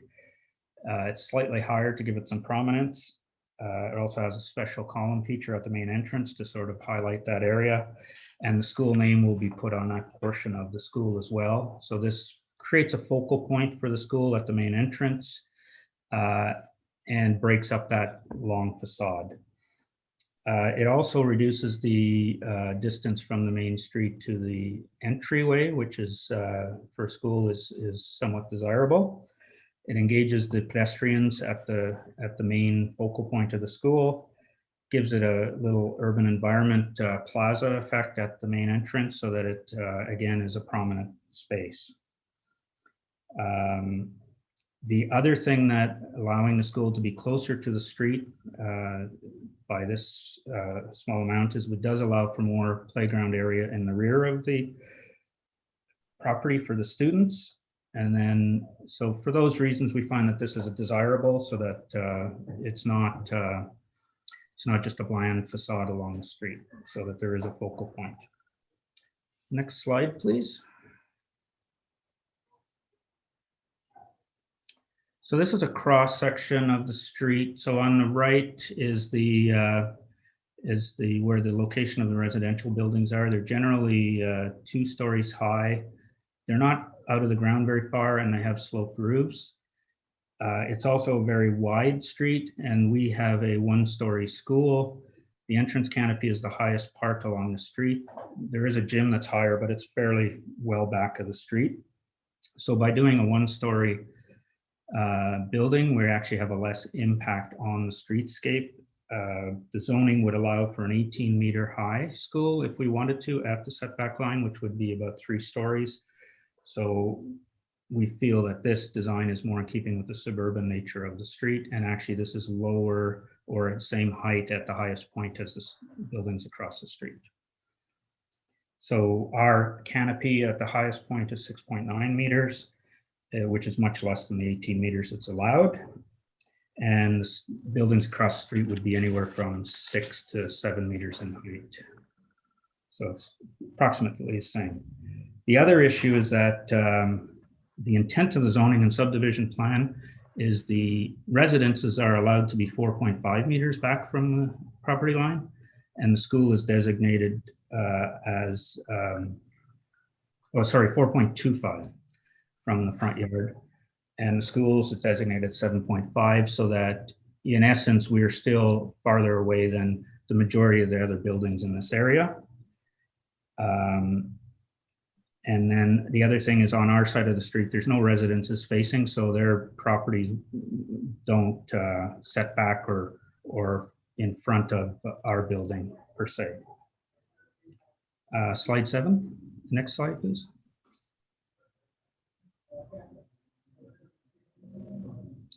So this is a view of the current situation. So this is looking from the Defense Street looking north. So in the left-hand photo, the site's on the left-hand side and housing's on the right. The other photo, it's looking the same thing, just from a different angle. Next slide. So this is looking from the corner of Defense and Cope with the housing across the street, and on the right would be where the school is. And you can see the street curves a bit at the intersection. Next slide, please. So this is from a similar place on the corner of Defense and Cope Street, and we've added the rendering of the school on the right-hand side, and you can see the focal point administration area as it is. One thing to note here, where the curb of the street is, there's a lay-by that will be added to that area of the street. So that creates a focal point from this corner. And you can see that, and you can see it in the site plan, the corner of the building, because of the curve of the street, the building actually on the corner is even farther back from the setback line. So the corner does have some space to it. Next slide, please. So this is viewing it from the other side of the site, from this on Defense Street. So the focal point again is in the distance, and you can see the full length of the school on the side and the housing on the right. So you can see that we're not towering over the street. Next slide.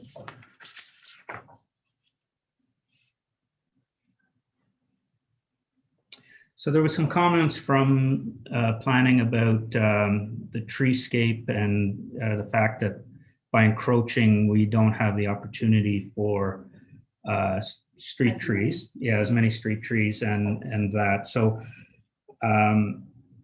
across the street, the residences each have 1 tree per residence. So that's about 13 trees. We have modified the site plan to have 12 trees along our frontage, so it's similar. We have not placed any trees in front of the focal point so that we don't screen the name of the school and the focal point and the main entrance of the school. We've added trees down near the parking lot and up at the corner to help soften the site. So we feel that we have a streetscape of trees, and you can see near the bottom, they're lined up like they would be on the other side. So we're working with it through site plan to maintain, to have the trees increased. As we have shown here, we've got lots of trees in the backyard as well, and some feature tree plantings, as you can see. So we find that the minor variance is therefore desirable in keeping with the intent of the zoning bylaw. That's it. Okay, thank you very much. Comments from planning staff? Mr. Harrigan? Thank you. Through you, Madam Chair. The subject site is designated general urban area, and this is intended to permit institutional uses that are conveniently located in the surrounding community. So a school located here is an excellent planning. We do note that the position of the school does create a streetscape character that is consistent with the surrounding area and does meet the general intent of the zoning bylaw. And is fairly minor in nature. The only minor concerns that we may have is the proposed parking location as part of the school does require the removal of a significant portion of densely wooded area, which is quite concerning given that there's a policy direction in the official plan to kind of preserve urban forest coverage and canopy coverage. We understand that this does need to be removed as part of the site plan control process for safety purposes. But it does add more pressure onto the site to really try and increase the number of trees that can be planted. The additional 12 trees along the frontages is excellent, but it is something that we'd like to see a little bit more of. The minor variance does limit the potential to have an additional street tree there or more than one. And we understand that it does, though they do need to have a visual to the front of the school there for the name, and also just to improve the streetscape character for the school as well too. So we would express minor concerns with this, with the understanding that we really strongly recommend the applicants to try and seek more additional tree plantings through the site plan control process that is underway. Okay, thank you. We did have a comment from a resident. They don't seem to be present, but their comments are more closely related to site plan control.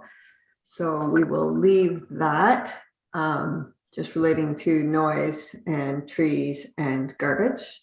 So any comments, questions, concerns from committee members? Mr. Vervoet? I think this is a very straightforward and simple application, and any issues regarding trees and all of that stuff should be dealt with through the site plan process. Okay. I don't think it's really a consideration for us on an application like this. Okay, thank you. I'm in Mr. favor. Otto? Thank you. Oh, sorry. Mr. Otto? I'm in favor of it. Thank you. Okay, and Mr. Lewis? Support. Okay, so those in favor of granting approval for this minor variance application, show of hands. Thank you very much. Your application is approved. Thank you very much. Thank you. All right. Number 16, severance B00385 at 201 Houston. And severance B00385. Dwight Johnson, are you available? I am. Good morning, Madam Chair. Good morning. Are you available to take the sign posting oath? Yes, I am. Okay. Do you solemnly swear or affirm that the notice provided by the committee was posted at the property to which the application applies for the prescribed number of days before the hearing as instructed and was clearly visible and legible during that time? I do. Okay. Do you want to give us a brief run through on your proposal? All right. My name is Dwight Johnson. I'm agent for the applicant, who is Jeff Hamilton, a farmer in the area. He has purchased this property to use as farmland. The house is surplus to his needs. We've gone through a pre-consultation with planning and worked out any details that we had to work out. I believe we have quite a straightforward application here. I have one small housekeeping item in the planning comments under discussion and rationale. paragraph number 3. The last sentence of that paragraph is not part of our application here and does not, I believe it was probably slipped in there as a cut and paste error. It is, it should be removed. So this is the sentence that says the application also seeks to create an easement over the retained parcel in favor of the severed parcel for access to the underground pipes associated with ground source heating system. That does not apply to this application. Okay, can I just hold you there? Mr. Gordon, do you concur that that's a typo with a lot of letters? That is correct. It can be removed. Okay, thank you very much. All right. And that was it then? Yes, other than that, Madam Chair, we're, we've gone through a fair amount of pre-consultation. I believe we have something here that is acceptable, and I look forward to hearing your comments. Okay. Mr. Gordon, would you like to provide us with any additional comments? Yes, through you, Madam Chair. The planning department has no concerns with the application, subject to the conditions contained in our report.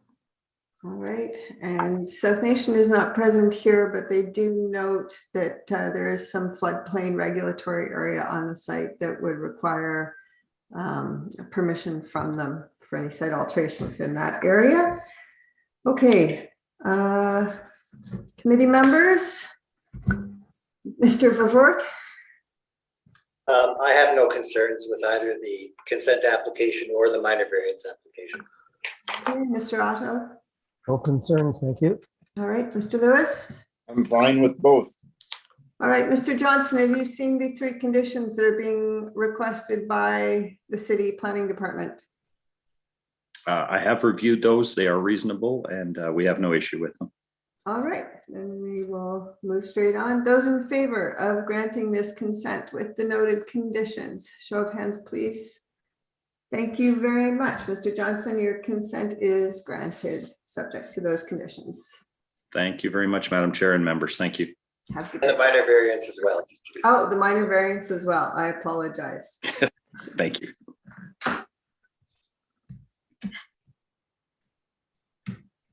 All right. Before I completely lose my place. Okay, item 18, that's severance is B00151 and B00152 at 7110 Gallagher Road. Mr. Brooks.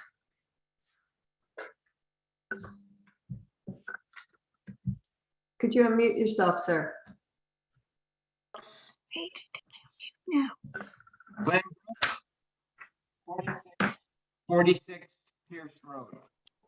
Okay, we're having a little trouble with your audio, sir, so we'll see how we do here. Are you prepared to take the oath with respect to the sign posting? Yes. Okay. Do you solemnly swear or affirm that the notice provided by the committee was posted at the property to which the application applies for the prescribed number of days before the hearing as instructed and was clearly visible and legible during that time? I do swear.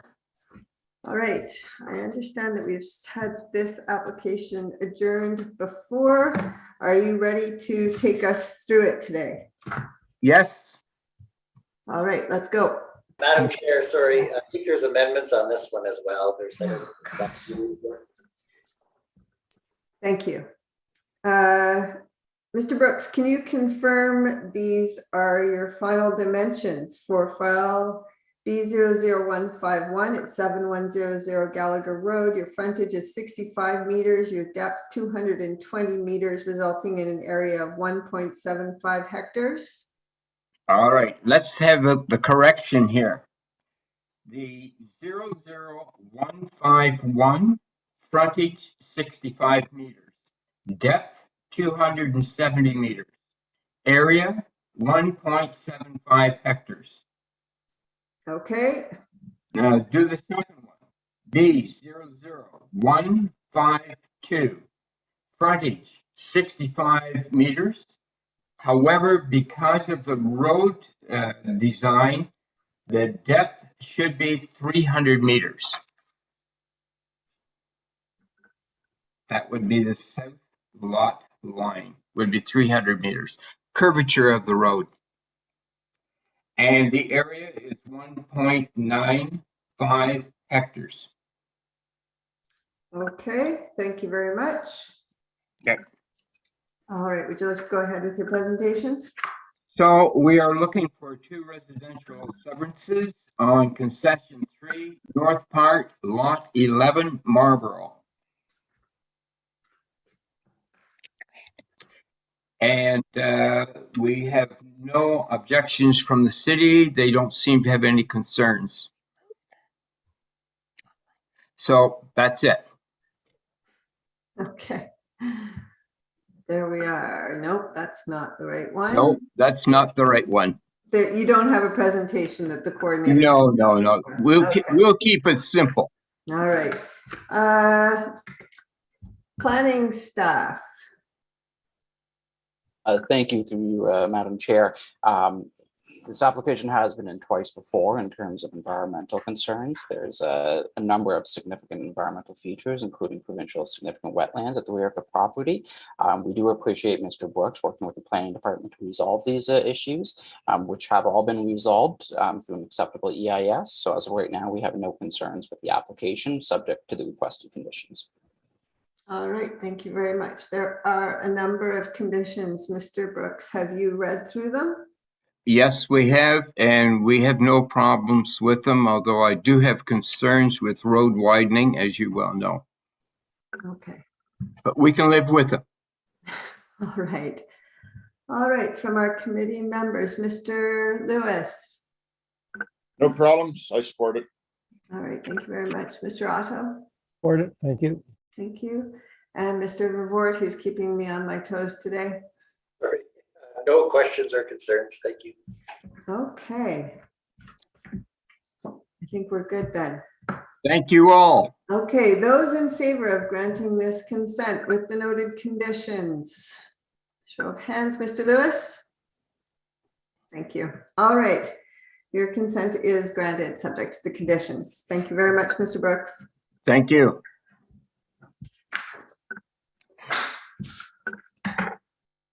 All right. Number 19. That is severance B00349, 350, and 351 at 4046 Carp Road.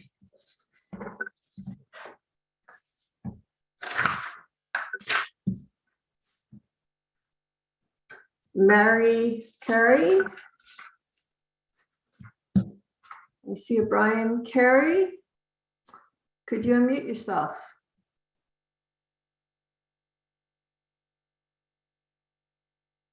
Mr. or Ms. Carey? How's that? Super, thank you. There we go. All Worked. right. Are you able to take the oath for the sign posting on this property, sir? Yes. All right. Do you solemnly swear or affirm that the notice provided by the committee was posted at the property to which the application applies for the prescribed number? Terrible of internet. Oh.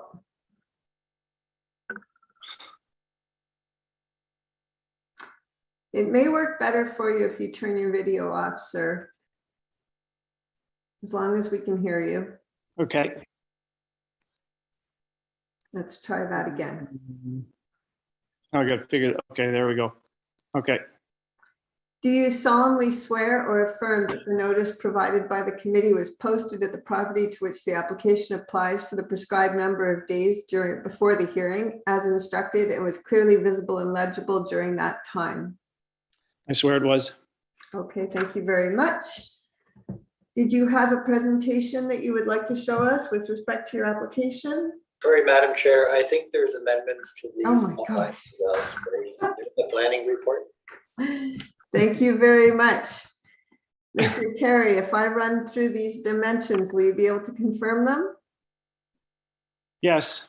All right, so for 5010 Carp Road, I have a frontage of 194.1 and a regular depth of 675 meters and an area of 19.5 hectares. Does that sound about right? That's approximate, yes. Okay, and for 5046 Carp Road, I have a frontage of 271.2 meters an irregular depth of 450 meters and an area of 9.6 hectares. Correct? And the last one at 5090 Carp Road, a frontage of 219 meters, depth irregular at 517 meters, and an area of 11.4 hectares. Correct. All right, thank you very much. Now, are you going to take us through a brief summary of what you are proposing? I think I saw a graphic pop up on the screen earlier.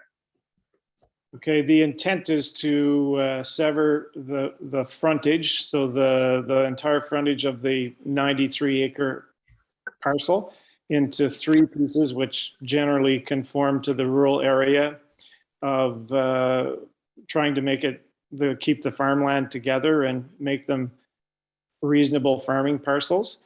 The retained parcel, or the parcel at the rear, is all EP3 zone, which will be connected to our property, which is adjacent to it. I've looked at all of the planning concerns, and I don't have any major issues with them. We can adhere to them. Okay. Mr. Harrigan, would you like to provide the city's comments? Thank you, Madam Chair. Actually, maybe better to leave the map on there too, just so I can speak to that as well, if it may help.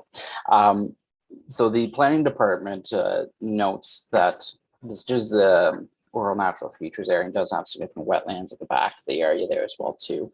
There has been a few concerns with the environmental aspects, namely just setbacks from provincially significant wetlands, the water course that runs through there as well too, and some of the densely wooded areas there, just looking for certain protections. So we were happy with the opportunity to work with Mr. Carey to resolve all of those issues, besides a few minor ones which can be dealt with through condition of approval. We do note that the lot parcels are rather irregular in size and perhaps do not represent best planning practices. So we do have minor concerns about those. We don't necessarily object to this application because the applicant has demonstrated that lot creation is appropriate in this area. It's more just the lot lines. We'd like to go on record that they are not best planning practices. So we do have minor concerns about that. We have noted that the rear lot line, the red there, 235.9 meters, is positioned in a way that allows access for the orange lot to the backfield there without requiring any clearing of that densely wooded area, which is mainly hardwood and fairly old growth. So we have asked for a condition of approval, just requiring that the surveyor confirm a 10-meter buffer of that red line from that area, from that wooded area, just to ensure that any tractors or heavy farming equipment can traverse around there. Ample room to navigate if there's any muddy spots or so forth that would really limit the ability, and just to ensure that it doesn't prompt any need to cut down those wonderful trees. So in some way, minor concerns with the lot lines, but this is appropriate development lot creation, as Mr. Carey has demonstrated. Okay, thank you very much. Agreed. Unusually shaped lots. Ms. Ogden from the Conservation Partners. Thank you. The Conservation Authority has reviewed the environmental impact study provided with the application. And as noted, there are provincially significant wetlands on the retained lot. As the retained lot is proposed to be merged with adjacent property to the south, we have no concerns with there being lot creation within those significant natural features. In regards to the proposed 3 lots with their frontage onto Carp Road, through revisions, we've worked with the applicant and ensured there are sufficient setbacks for the proposed lot lines to the provincially significant wetland, and the number of lot lines proposed to cross the wetland have also been minimized as a result. So the Conservation Authority has no objections to the proposed applications. Perhaps you could answer for me the unusual configuration of these lots. Do all these lot lines stay out of the provincially significant wetland? That is correct. It is the orange lot, or the most northern lot, which is closest to the nearest provincially significant wetland. And through the revised sketch, the applicant has demonstrated a minimum of 30 meters will be provided between the lot line and the wetland. Okay, thank you. The orange dot, all right. Okay. Committee members, Mr. Vervoort. I have no concerns with the application. I think the lots are I've never really approved lots with these types of boundaries before, or very rarely, but I think they are trying to follow the contours of the land and DEP zoning limits. So I'm fine with the application. Okay, Mr. Otto. I'm fine with the application, just MDS, is it required in this case? There's only 3 animals in my barn. Mr. Harrington. Thank you. Through you, Madam Chair, MDS was required and the applicant did submit a required MDS that does show all setbacks are adhered to. Super. Okay. Mr. Lewis. No problem with the application. The surveyor's got quite a job ahead of him. Thank you. Okay, Mr. Carey, did you have something you wanted to add? Yes, I'm just wondering, I understand that the normal condition is 5% variance in length. So I would request that the committee consider a 10% variance only, in that where the intent is specifically to follow fence lines and property lines. And we did use GeoMap to measure all of these. So I think we'll be within that, but I would just request to save coming back to the committee just for that purpose. Are you talking about the 10-meter setback from the wooded area? No, the dimensions, I understand you. So if I had a 100-meter length, I can vary that by 5 meters one way or the other without having to come back to the committee. I was just asking for a little larger variance. Does anybody have any information they can provide to me on that? It's not a limitation that I had heard before. Mr. Verwoerd? I'm not aware of that. We may want to ask the deputy secretary, but in the circumstances of this, of these particular lots, given their configurations, et cetera, I don't really have a problem with having a tolerance of 10% rather than 5% if that's a normal practice. Mr. Deputy Secretary? Thank you, Madam Chair. I think the reference may be to, excuse me, a standard condition that requires the registered plan to conform substantially to a sketch file. However, we don't actually have a specific dimension or percentage that we adhere to in terms of deeming what is substantially consistent. If the committee wants to contemplate amending the wording of that condition to allow slightly greater flexibility, that's within your purview. However, it may be difficult to determine what is consistent and what isn't. Okay, Mr. Harrington, do you have any concerns about this? Thank you. Through you, Madam Chair. I would say just minor concerns. I do understand the intent of Mr. Carey to ensure that, we are following Geo Ottawa as the rough sketch, and the exact boundaries of natural features are not always exact, and they can deviate sometimes more than 5%. So I can understand the necessary to have a little bit of a greater flexibility in that. The department would be agreeable to that, with the understanding that perhaps the department provides final approval on this, or it's to our satisfaction, just to ensure that 10% difference in lot lines that are several hundred meters in length can be quite substantial.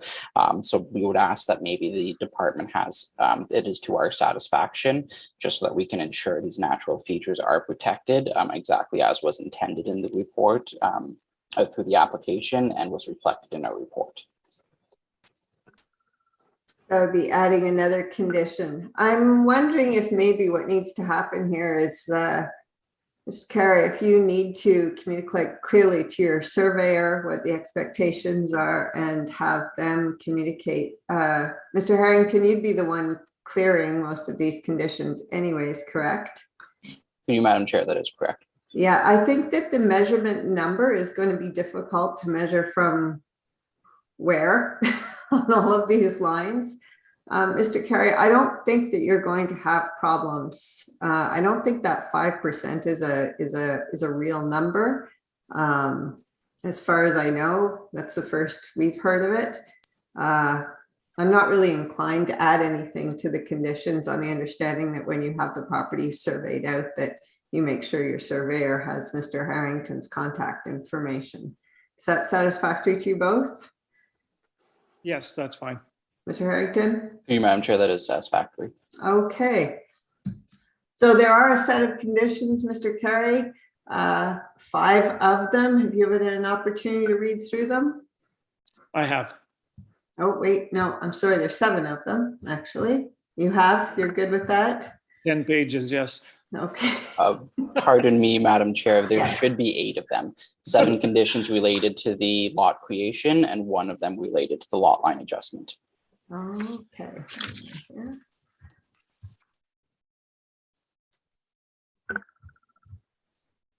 Right.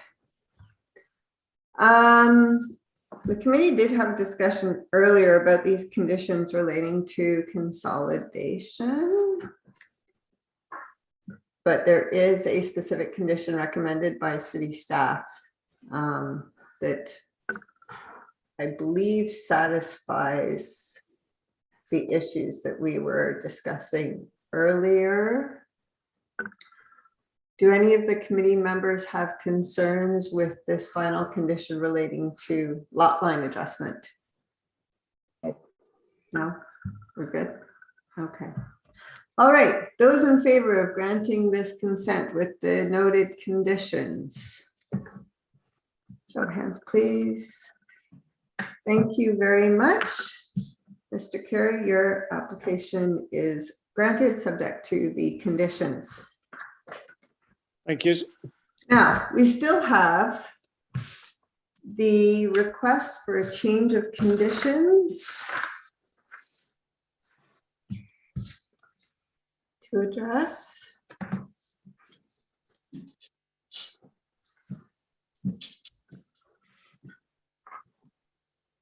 That's at 4020 Carp Road, application B-00378.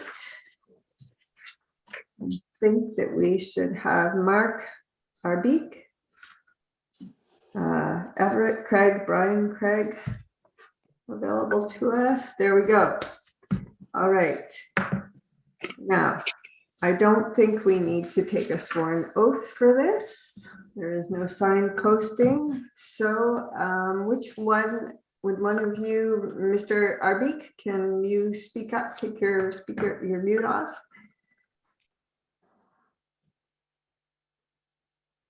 Can you hear me now? I can. Thank you very much. Thank you, Madam Chair. I'll be brief. I know this has been a marathon session for the committee, so I'll just briefly review the circumstances. This consent was granted in January of last year, or January of this year, I'm sorry. There were conditions in it relating to a road widening strip along Halton Hills Road, which abuts the subject property to the south. It was discovered only a few weeks ago and quite late in the process that through no fault of the applicants or the city, actually because of the Ontario Land Titles records, there is no property identifier number for Halton Hills Road. Basically, it doesn't exist on the provincial registry records. And so there is no way to meet the condition of the consent relating to that road widening strip and site triangle. There were some initial discussions with the Ontario Land Registry people.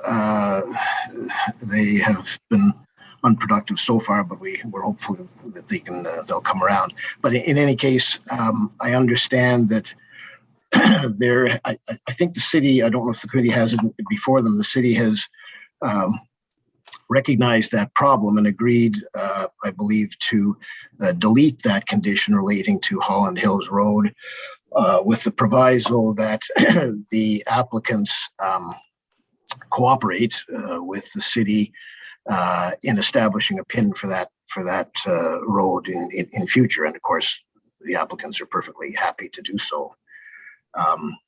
So that's basically there is I see on the materials on site here, there's a I'm not sure the source of it, but there is I assume before the committee a list of the amended conditions set out, new conditions 2 and 3, and as set out there, the applicants are perfectly content with those 2 conditions. I have one other matter I just want to address tentatively, and that that relates only to timing, because I realize this is not something the committee commonly considers, but yeah, that's the change of conditions there. I'm concerned that because this was discovered so late in the game and with the coming holiday season, we are getting pushed up against our time limit of January 22nd to complete these other conditions. The Director of Titles, Mr. Lem, announced about 2 weeks ago at a seminar to the legal community that because of historically high workloads in his office, he is adamantly and without any exceptions accepting registration requests and so on, our plans and the like, on a first come, first served basis without any regard to priority or timelines. So I'm only concerned because of that and the looming deadline that we might be pushed up against our January 22nd, 22 deadline. And if the committee is prepared to consider it, I would ask for a modest extension of that by 60 or 90 days. I hope we won't need it. I think that we're probably going to meet it. I received a new draft hour plan just this morning from the surveyor. So I hope we'll meet it, but just in case. Okay. Could the Deputy Secretary confirm my understanding of this? We have to decide whether this change of condition is major or minor. And if it's a major condition, it extends the period by a year from today to meet that condition. And if we decide it is a minor change, it doesn't change the lapse date. Am I correct? That's correct. And does the committee have a power to extend the date other than the decision between the minor and major change of conditions? Not at this time, Madam Chair. No, it doesn't. Okie dokie. So, Mr. Arbik, basically, we have to make 2 decisions. The first is whether the change is major or minor, and that will be what affects the window of time you have to complete your conditions before the lapse date, and then we will take a vote to grant the change of conditions or not. Comments from the committee, Mr. Vervoort? Unfortunately, I would view road widening conditions as being minor conditions, because if those aren't minor, then I'm not sure what would be. Right. All right, Mr. Otto. I guess I agree with Mr. Vervoort. However, I do feel that it's kind of hard to widen a road that doesn't exist. So I would think that that is a major problem, as we all have problems with road widening. So I also thought there was an extension automatically given during COVID times to some of these applications because of the backlogs everywhere. Does that not apply in this case? Mr. Deputy Secretary, can you speak to that? There was a temporary suspension of statutory timelines in early 2020. It doesn't apply to these applications. Okay, thank you. Mr. Lewis. I got a question. Is the 1 year, I think I know the answer, but I want to bring it up. Is the 1 year timeline from the date of the application or from the date of when the appeal period expired? Deputy Secretary. Through you, Madam Chair, the 1 year timeline is either from the date of the written decision or the date of the written notice of a major change of condition. Okay, so Mr. Arbeek's time would probably be January 12th, not January 22nd, is my guess. Oh, I think our meeting was January 12th. Madam Chair, so it would be 1 year from the date of the written decision, which would have been 10 days after the January hearing. Okay, so it goes, it's 10 days after. Okay, sorry, you're right, Mr. Irby. Anyway, I see this as nobody's fault. I'm happy to, whether it's minor or major, I'm happy to say it's, you go with the major decision just to kind of be fair on this. Thank you. Okay. Yeah, my inclination is to lean towards the major simply because making a road disappear and reappear is kind of major. It's probably stretching it a little bit, but okay. We're going to do a vote with respect to whether is this request, the change of condition, a major change of condition. So a show of hands for those who support that position. All right. That puts it in the major condition category. Mr. Arbeek, your Madam Chair. things seem to be turning out well for you. All right. Number 2, is the committee willing to grant this change of conditions as proposed? A show of hands, please. Thank you very much, sir. Your change of conditions is approved and your window of time to satisfy them has increased substantially. Thank you, Madam Chair and members of the committee. All right. Thanks for your very much. patience. Okay. You'll be pleased to know there is one more application and I will recuse myself. Mr. Revort will take over the chairing of the committee and perhaps the coordinator could give me a call and let me know when the committee will be reconvening for to look at the reserve decisions.